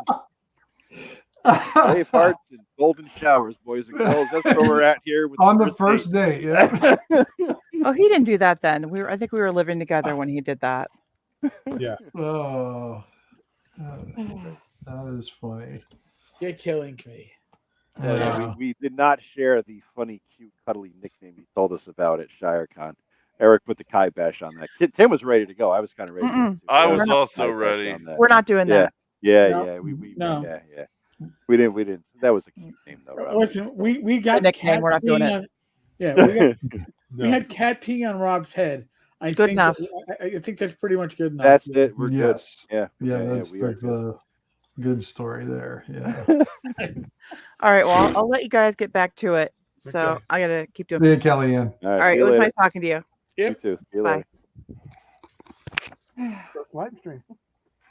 Yeah, live stream for Kellyanne. And I got roasted for it too. It's great. Yeah. Yeah. It was better to get roasted than get peed on, Rob, by a cat. So I guess, it's- And the bad thing is that cat is an otherwise sweetheart, but It's just want to mark its territory, apparently. yes. So.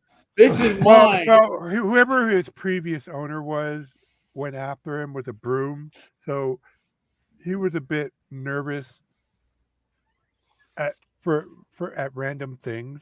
Like if you loomed Mhm. over him, he didn't like it. But yeah,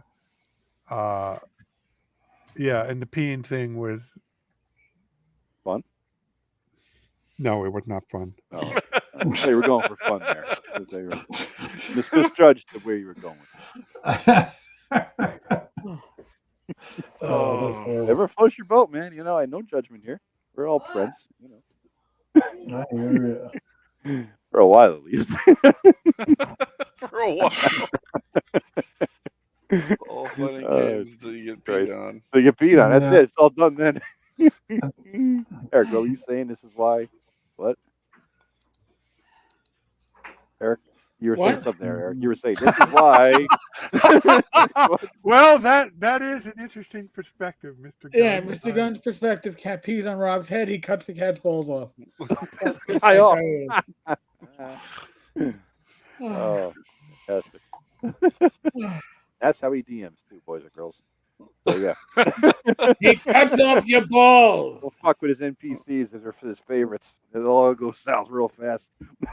Yeah. Well, that one player at Shire Con quickly found out when a giant crocodile ripped his character in half, 45 points of damage on a single blow.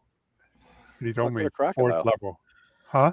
Well, fuck with crocodiles. I mean, you know. Right. Yeah. Well, we were using my critical roll, and apparently the Swords and Wizardry crocodile would do 46 damage anyway with a bite, giant crocodile, and then you basically get to roll double damage with the crit system I use, and he rolled 2 crits in a row, and that amounted to 40. I rolled crappy the second time, but the third time I rolled really well.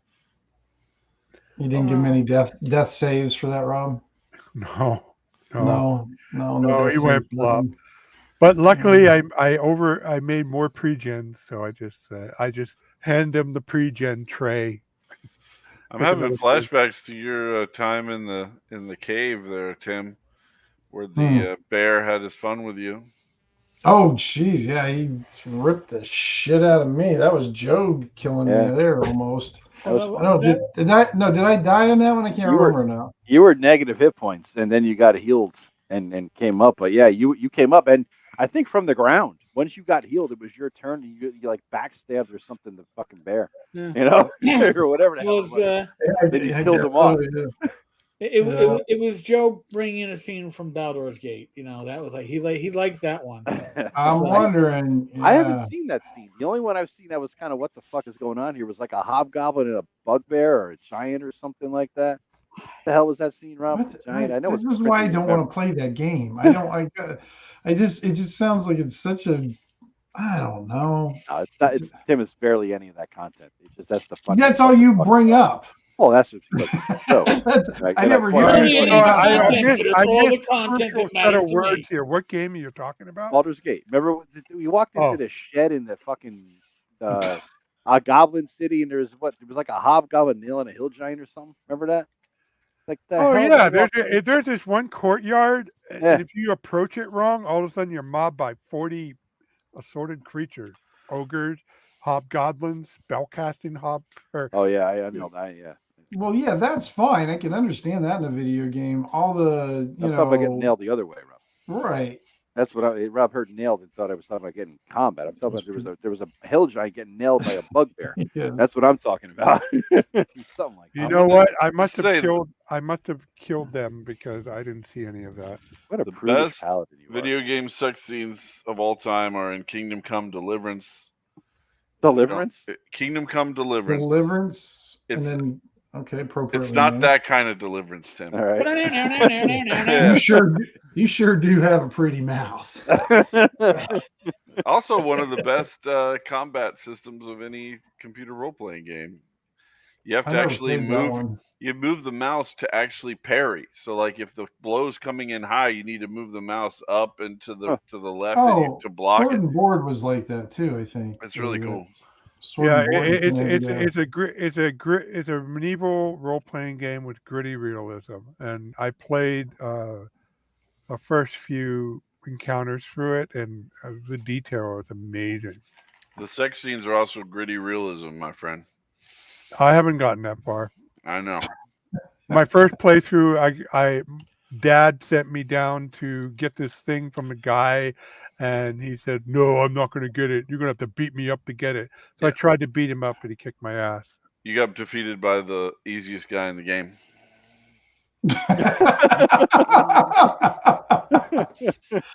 Now, if I want now, I don't know if you guys remember this since we're talking about sleazy. So, games. Greg, did I tell you what happened to your Viking Prince's balls? Let's not interrupt Tim. Tim, continue. Yeah. So, buying Baldur's Gate, I expect, battle and fight and stuff like that. But when I buy Leisure Suit Larry, I don't know if you guys remember that. I remember hilarious game. Then I expect to have some just completely cheesy sex scenes in my game and have if I remember correctly, my Leisure Suit Larry had sex with a prostitute. I came out of the room and my balls were glowing. And then as I walked down the street, I died from it. Well, was such a good game, and then I went down into hell, and then there was like an assembly line. They put me back together, and then they shot me back up and onto the city street, and then the dog came over and peed on me. And this was like back in the 90s? Because it was on your computer, Rob, wasn't it? We were playing it. I think I had the first one or the second one. Yeah, it was like the very first one. I just remember Leisure Suit Larry and the. A lot of peeing at Rob's house back in the 90s, apparently. Well, Didn't you? There was, yeah. A lot of peeing going on. See, tell me that this isn't a Joe cutscene from that Kingdom Come Deliverance game. You go to Okay. the tavern, you get crazy drunk with the town priest, you go on a drunken bender and get into a fight with the town bailiff that you have to do fisticuffs. You take him out, then you go drunk, you guys climb up to the top of the bell tower and have sex with some whores up at the top of the bell tower. And then you barely wake up in time for the church service the next morning. And it's a series of charisma checks for you to try to deliver the sermon for the preacher because he's messed up from the alcohol. And if you can deliver a good enough sermon, they don't kill you. So Joe is the preacher in this scenario? I've had a lot of Saturday nights that kind of resemble this a little bit. I mean, there's been a few incidents that I don't quite. How Yeah, are you where- allowed to run a service in the first place if you with that? He was so hungover he couldn't deliver the service. So Right, you had to but- step in. But you're just some peasant dude who, or I know. Work on your speech skill, Rob. It's important. Noted. Jesus Christ. Would you be devolved or evolved? I think it's more like devolved, though, I think. Well, I am Mhm. high on Starburst. I've eaten about 50. And we still haven't figured out the Oh, name God. of that. Starburst. Jesus. What is that diabetes pill you take, Rob? You may have shipped some over the leg. Yeah. No, Manjaro will make you fart and burp a lot. I'm sure. I And didn't tell the difference. if you eat the wrong thing, it is your stomach kicks your ass and leaves you curled up. Still losing Yeah. weight, though? I'm sorry, what? Are you still losing weight? Oh yeah, I measured myself today. I broke 310. Nice, man. Nice. Keep going. Good job, Whatever Rob. it takes, dude. Well done. Yep. You know? Every Yeah, 10 I was pounds, a high of 355. Wow. I mean, I got it down without any help, or other than just cutting down my eating. I got it down from a high of 365 down to 355, but I stayed there for 2 years. But that was still way too high. Now, and I needed better diabetes control, and you get the side effect of weight loss. So Good diarrhea, a call. little up. weight loss, little farts and burps. You know, Yeah. no, the diarrhea it's not Well, whatever gives you diarrhea right now won't change with Manjaro. No, it's the farts and burps. It What- gave and nausea. me heartburn and it gave me nausea. The Nice. soundboard that could be created from Oh, this God. podcast Oh, tonight. it's just gonna be horrible. I mean, Yeah. Eric, you really need to invest in creating a set of clips that you could just play with a touch. You know, but the farts and burps No, are I've the seen worst. videos like that. Let's Yeah. not go down that road. It'll be like, hey, Meanwhile- yeah, actually, it's what I gotta do. Like when and listen, we got so far. Rob talked about a certain activity without actually naming it. I know. It's impressive. You know, Mhm. so Oh wow, nice, Eric. yeah. You're very Woohoo. sparkly. Actually, if you do this too, very- Makes your watch go off too. Wow. No, that's I was like, what the heck? Turn that off. that's a very powerful signal. Yeah, woohoo. I don't know if Right. this was anything, but apparently not. Okay. No. Do you have a Head down shake the- weight, Eric? By No. chance? I've Yeah, we don't wanna seen it see in what kind of- action. Yeah, I we don't want to see I what don't kind of wanna lose confetti any that throws. teeth. No. Sorry. There you go. God, somebody Yeah. get that little clip of Eric doing that, please, and just spam the internet. I'm with it. surprised you didn't save it, Joe. I'm gonna cut it later if I can figure it out. How. Get a gift out of it. Oh man. So okay. So, what gaming books has anybody been looking at or interested in lately? Like, what's caught your eye lately? Axe. Anything in particular? So yeah. So Acts 2. Yeah, With I'm his- in on that. I'm looking forward to So it. I know I saw you like buying everything. I think you bought Yeah. the bathroom mat too. Well, From believe it or not, it's not even everything. I mean, he has much higher bid levels. All I wanted was the 3 core books in print and the 3 PDFs, and that came out to $175. You know, so I'm like, oh geez, wow, right. okay. But yeah, I get a DM screen, I think, with that too, plus whatever stretch goal. So All right. I'm not gonna run it, Okay. but it just comes with it. You know, you can't take the one from 165 without a DM screen. And Yeah. Eric, what about you? You're like the Kickstarter like junkie. Oh, now he muted himself. Yeah. Did you do the? Did you do There the we go. quote? Sorry, There, sorry, I muted myself. I need more. I need balloons. He needs balloons. I need balloons. I backed Axe, and we'll have Alex Macros on next Wednesday. Bad Mike and I. Cool. But Alex Kammer's newest, even though it's a 5e adventure, he did say he wrote it with the idea of it being used for an old school RPG. He goes, except for like the monster stats, there's really nothing that is universally 5e about it. So it's a whole campaign that's a little Call of Cthulhian esque. Oh yeah, I saw. Yeah. Yeah, so those are my, of course, Rob's Kickstarter. Link on the bottom of the screen, folks. Okay. Yeah. Then I got my monthly Harn mailer, which I have to go through and look at, and I need to get like a bond. You have HarnQuest, Eric? I subscribe to them monthly now after we had him on the show. Yeah. So, like, how many packages do you have, Eric? Because you get so much shit in the mail from gaming. How many unpackaged or unopened packages? I don't. Do you just I don't. throw to the side? I am not the unopened. I am not the Matt Roberts of this group. I do open my packages, but then everything goes into a fucking pile. So I have Okay. I have the pile of, ooh, I touched that. I will say that oh god, which one is it? The one from Free League, Dragon something or other, that box set. Was it Dragon's Bane? Yeah, No, Dragon's Bane. I'm not impressed. not so cool. Yeah. Yeah, that it looks pretty, but I'm not too excited about the system.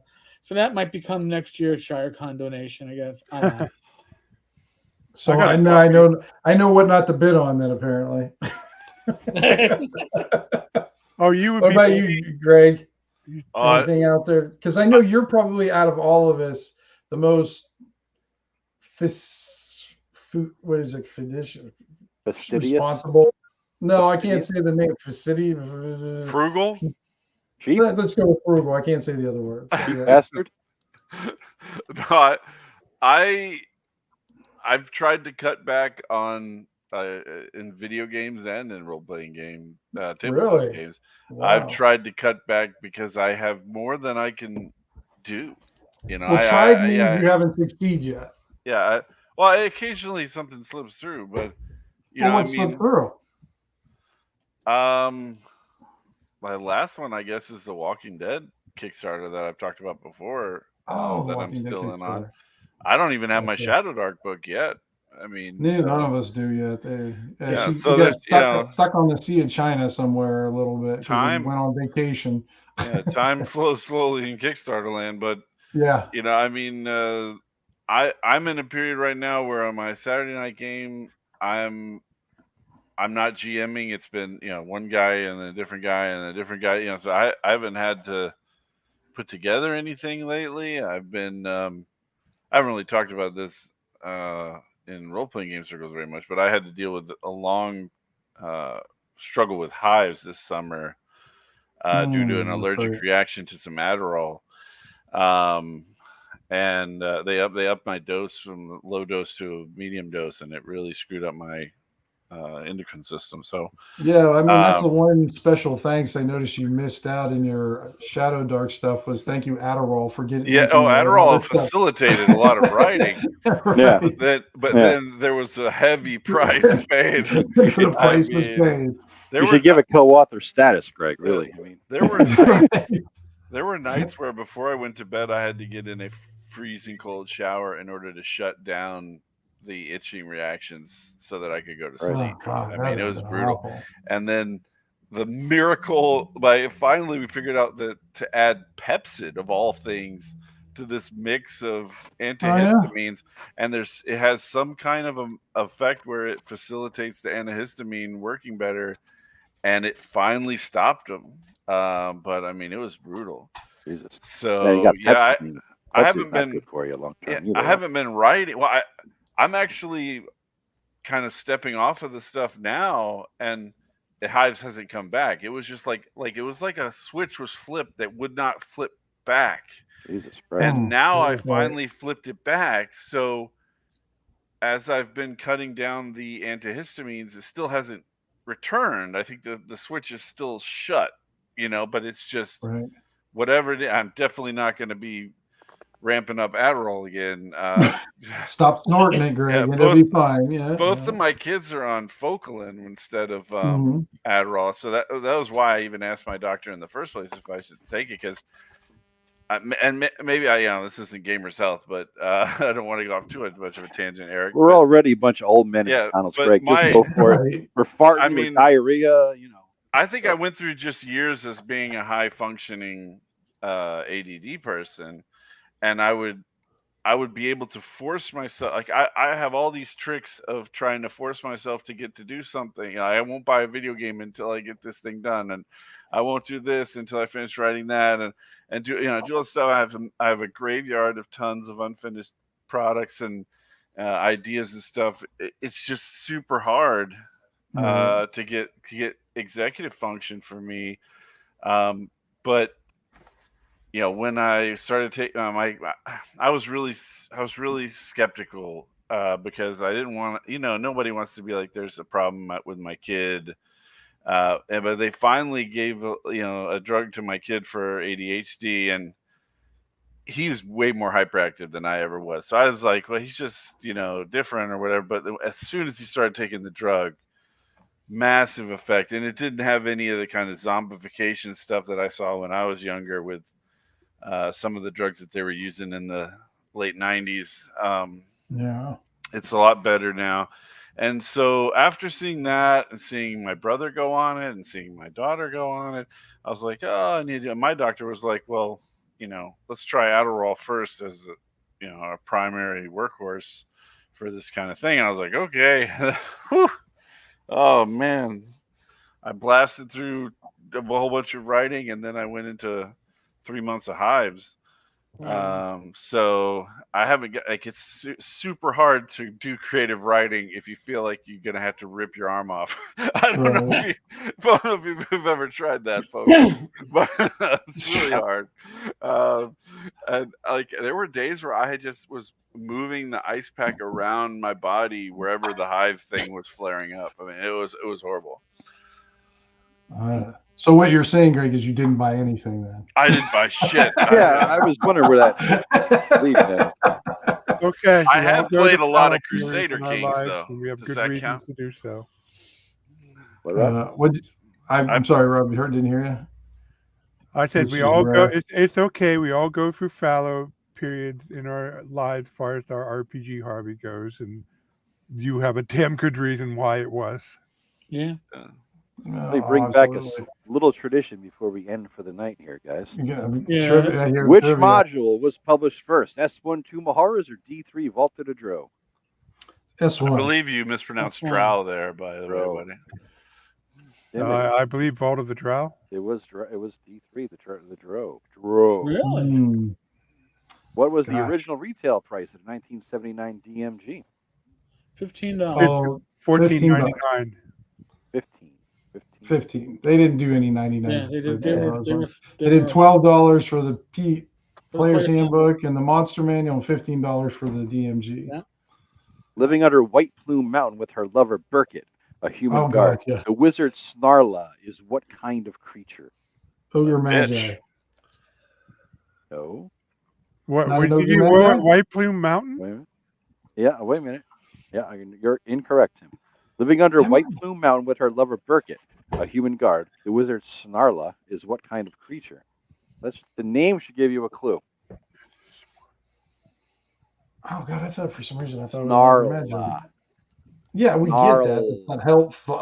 It's not helpful. A knoll. A werewolf. Never would have gotten that. Yeah. I don't All right. remember that part. Now here's something to redeem yourself. Oh, that's right. The Ogre Magi was the sleeping little weird little guy in something. Yeah, I remember that now, I think. He was underneath the inverted ziggurat. Well, yeah. Where else would he be in there, huh? How many years after its initial publication would the possessive apostrophe be added to the title of the player's handbook? Oh, there's a question and a half. I have no That idea. is useless information. I was going to say, that's just one of those dumb-ass questions. Yeah. That's nerd. That's I would- quite a stretch. I would Yeah. say 1983 when they brought out the alternative covers. 89 when they came out with second edition. Greg, you should have had that. You started with second edition. That would fall under the category, who cares, Alex? Yeah, Joe, that's I'll take who gives a fuck for it. Yeah, pretty much. that's like asking me take a turn where the Walmart used to be. You know, like what? Yeah. I don't fucking know where it used to be. How would I know when it changed? All right, here's some more history. What was the name of the page number reference for monster spells and magic items produced by Dave Arneson in 1977 after his departure from TSR?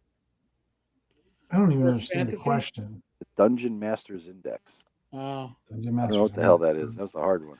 All right. Yeah, Dave Arneson self-published it. Well, He got into cahoots with his old Blackmore brothers, or Blackmore. Rob, we don't need a lesson. We just Mhm. don't care where it's from. what color? Here's a simple one, or more fun one. What color is the D12 that shipped in a 1977 Holmes Basic set? Blue. Blue. I actually know that one. Blue. Blue it is. Blue it is. Yeah. Blue it was, I guess I should say. So yeah, keep oh, us to the primary questions. Apparently, we can handle that. Yeah, seems like it. All right. What comic strip published in Dungeon and Dragon magazine from 1977 to 1988 featured a wisecracking dragon? Wormy. Wormy. Illustrated by? Is it Oh, Phil? the key. Oh no. Oh, look at him. Look, he's having a heart attack. Oh. Or he's Is he farting. I can't tell which. I He's know. I was gonna farting say, right he's now. pooing right there, or Yeah, he's yeah. You pissing did on a say cat. there was a I lot of think so. extra farting. Yeah. Trampier. Dave Trampier. Trampier. Dave It was Trampier, that's right. Trampier, Yep. yes. Yep. Because he made him look like himself when he was driving around the cabs and stuff like that. Kind of, I think it was a similar look. Here's an interesting one. I never heard of this before. What third-party product sold by TSR in 1975 included Okay. character sheets and the dungeon, The Wizard's Tomb? What was I've the never heard of dungeon? What was the dungeon? No, I don't know. The Wizard's Tomb. The Published in Wizard's Tomb. 75. it had Oh, character sheets. shit! I should know this one too. Third-party It was- product published by. I didn't think they did that. It was a wee folks. There was a dwarf one, a vampire one, and I don't remember what the third one was. Yeah. Well, Oh, I have no idea. That's interesting. it's called The Character Archaic by Pete and Judy Curriston. Oh, the character. I didn't know how to adventure. Huh? Now that you said it, I remember it was character sheets, but I don't remember how to an adventure. Damn, man. I have to do some research now. Oh, God, here we go. We lost Oh, Rob, oh. boys and girls. Rob, Here we please- go. No, please this return research all crap. research requests to Matt Jackson. Yes, please. Matt Jackson really appreciates the hard research that you do. Yes. I'd hate for him to miss out on any important findings. Yeah, we haven't taken a shot at Matt tonight. And I think. Yeah, what we've- the hell's the matter with us? You must be really I don't know. a bunch of grouchy old men talk about our ailments. I mean, how did Matt not come up? You know, Right. Jesus I mean, Christ. we were just like taking shots left and right at him in text, and I know. we forgot to do that. Jeez. Or load on them there, I guess. Who knew? I guess we just didn't climb the ladder fast enough. Yeah. No, you didn't climb the ladder. Yes. All right. Well, this is too easy. Too easy. Stop doing that. When you say too easy, give us some that you're All right, asking all us, like the stupid ass ones, All right. and A then you ask dungeon ones you might master- know. A dungeon master was overly generous in awarding treasure running what Monty was Hall. running. That's what I mean. Too easy. That's okay though. It's better than what dialect did the dungeon masters use in There's a lot China of in those. 1989. I don't And know. by the way, Greg, that is the answer to your question. Like what we were talking about back in the day. We were talking about fucking Monty Hall. What's Monty Hall? I know about Monty Hall. I've been accused of it sometimes myself. Oh, All right. It's Who just because I'm full of love. did Gary Gygax credit for the prototypical beholder in the 1977 Monster Manual? I've actually heard. This was something I knew at one time, but no Yeah, longer me do. too. Until I reread it and I remembered it. no, I'm Who not got sure. the credit for it? Where does Joe find his shit?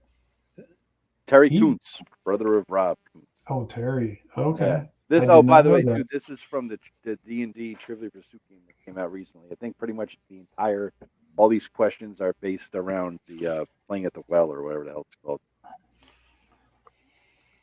Too bad they don't have who fucked up second edition. Yeah. The list is long. Yeah. Deb Cook. All right. In That was 1976, the most bitter comment I've ever heard from you, Rob. Yeah. That was deep bitterness. I It mean, was it just was. dead tone. Oh, Deb. yeah. Honestly, I wanted to try second edition, but we were so done. So We were. And Lorraine Williams. Okay, yeah, there we go. That would have been my answer too. how many years did it take for D&D to be inducted into the National Toy Hall of Fame? 12, 22, or 42? Wasn't it 42. just recently? I 42? want to say 42. 42. Yeah. Oh, here's an interesting one. Which Academy Award-winning screenwriter did Gary Gygax tap in 1982 to write a script for a D&D movie? He won an Oscar for The Lion in Winter. Not for Oh, the William. D&D Was that movie, William though. Gold? James Goldman. Close. You had the James Goldman. Goldman. Oh, okay. Yep. Interesting. All right.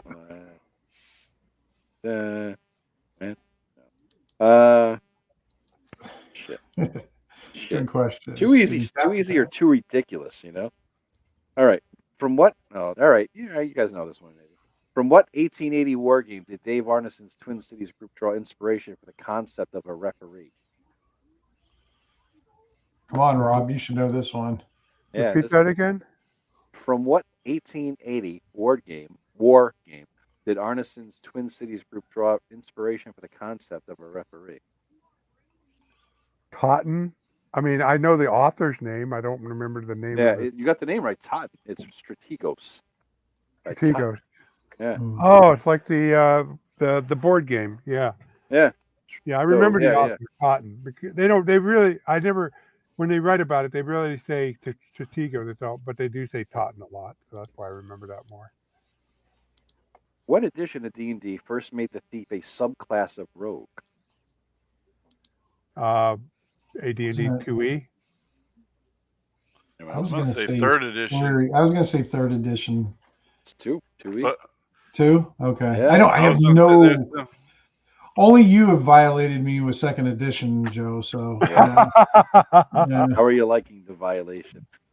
Well, I was going to praise you on this, podcast tonight, Joe, but it didn't come up.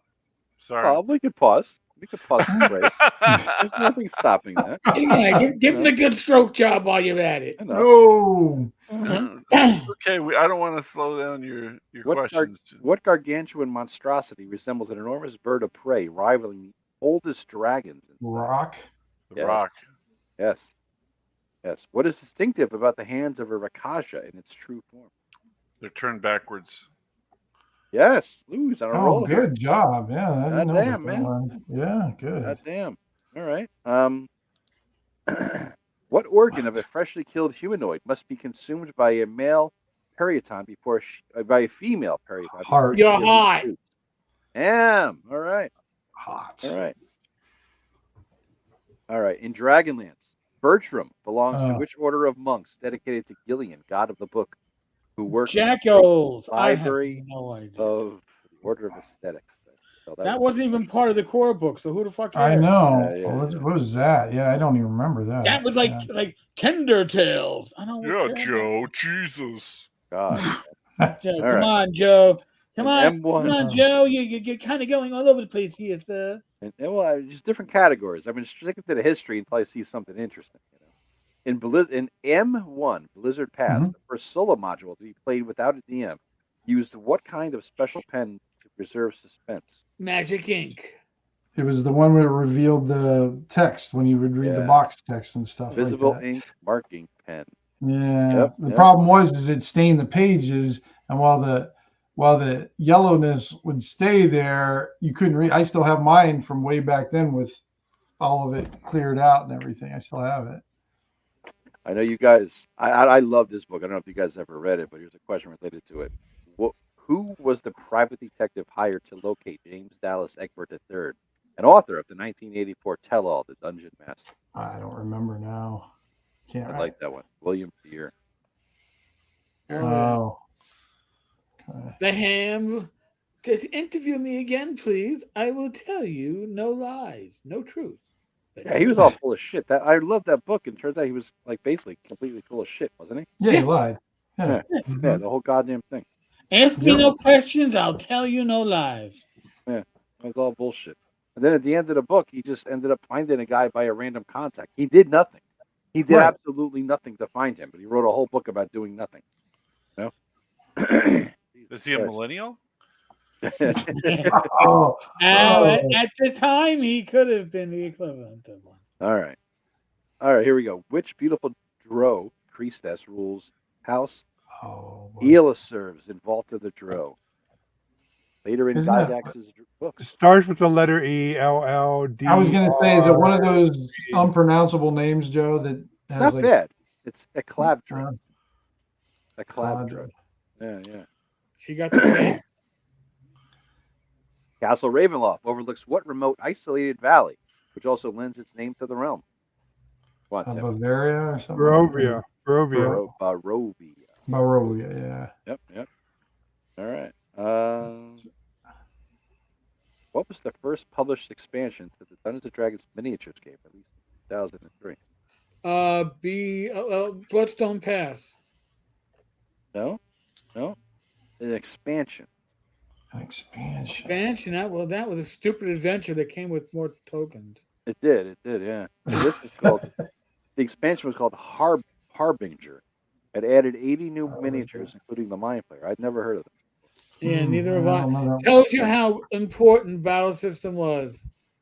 Yeah. Right. Shit. I played it. I liked it the first time, and then those little chits, they're everywhere. I still could find a chit, laying around here and there sometimes. Which online platform hosted the 1991 Neverwinter Nights networked D&D? AOL. Boom. Damn. Boom. Damn, Right. that And it was quick $3. action. It was $3. I think it was $3 an hour, $6 an hour, for your AOL access. Yeah. Plus, there was a fee to play Neverwinter Nights. So yeah, no, I The never original played. pay to play. Right. Yeah, exactly. Which manufacturer of licensed AD&D miniatures in the early 1980s sold box sets with cover art by Ray Rubin? Grenadier. Boom. Yeah. Boom, boom, boom. All By the right. way, if you're gonna buy one of those Grenadier sets, don't buy the outdoor adventurer set because you get a hunk of metal of a halfling with a crossbow behind a tree stump. That it's totally fucking useless. I'll say I really feel. Are you bitter much there, Eric? Jeez. I don't think you Yeah. expressed your opinion good I enough. know. I think Fuck. he's All right. What was the first D&D product to ship with a 10-sided die? Top secret. that one came with 2, didn't it? Well, yeah, they come with 2. But the single D10. Oh wait, it could be one of the mini games. Oh shit. That's a good question. This is a good question. Oh, That does sound like a question timer. I don't know. I don't it know. was the 1981 Mulvey set. Prior to that, players used a D20 number Oh. 0 to 9 twice. Right. That's right. Yeah. All right. Well, Okay. All right, one more question, One Joe. more and question? All Then right. I'm gonna have to deal with the phone call that's the hounding. But Oh, there's okay. there's a little family drama going on. All right. Going back to the cats, they're one of the family cats in my sister's family looks like she's going to be put to sleep tonight. So it's, Oh, so that's not my niece calling. My niece called earlier. This is family telling me be ready for your niece. So, All right. gotcha. One last question, and we've had a good one here. What unofficial supplement to D&D, published in 1977, had to Ooh. remove content on prismatic walls at TSR's request? and that's Shannon. So yes, 70s. unofficial. How to remove content. Unofficial had to remove the prismatic wall at TSR's request. Prismatic wall. 1977. I was -4. Mhm. I don't know. Anyone? Anyone? Is it a Judges Guild product? No, it is not a Judges Guild product. Then I I will. will- I will throw in the first name of the author is David. It's Rolaids, but I don't know which one. Oh, No, Rollies. it's not. Okay. It's not. No, not even Rollies. No. Okay. No, the Arduin Oh. Grimoire, David Hargrave. Oh, gotcha. Oh, okay. So All Arduin. right. All right. On that Yeah. note, I'll get Yep. it. And Ty use got your it. common sense, everybody. Let's never Be get old. safe. Thanks to everybody in the live stream. Thanks to everybody in the chat. Tomorrow night, Gamers Health at 8 p.m. Rob's Kickstarter's on the bottom of the screen. Thank you, Eric. Be well. God bless. Roll this dice. Roll them well. We'll catch you later. Thanks, everybody. Hey guys. Use your common sense. If you are so busy, she's got a few. Oh, thank my God, she's We're still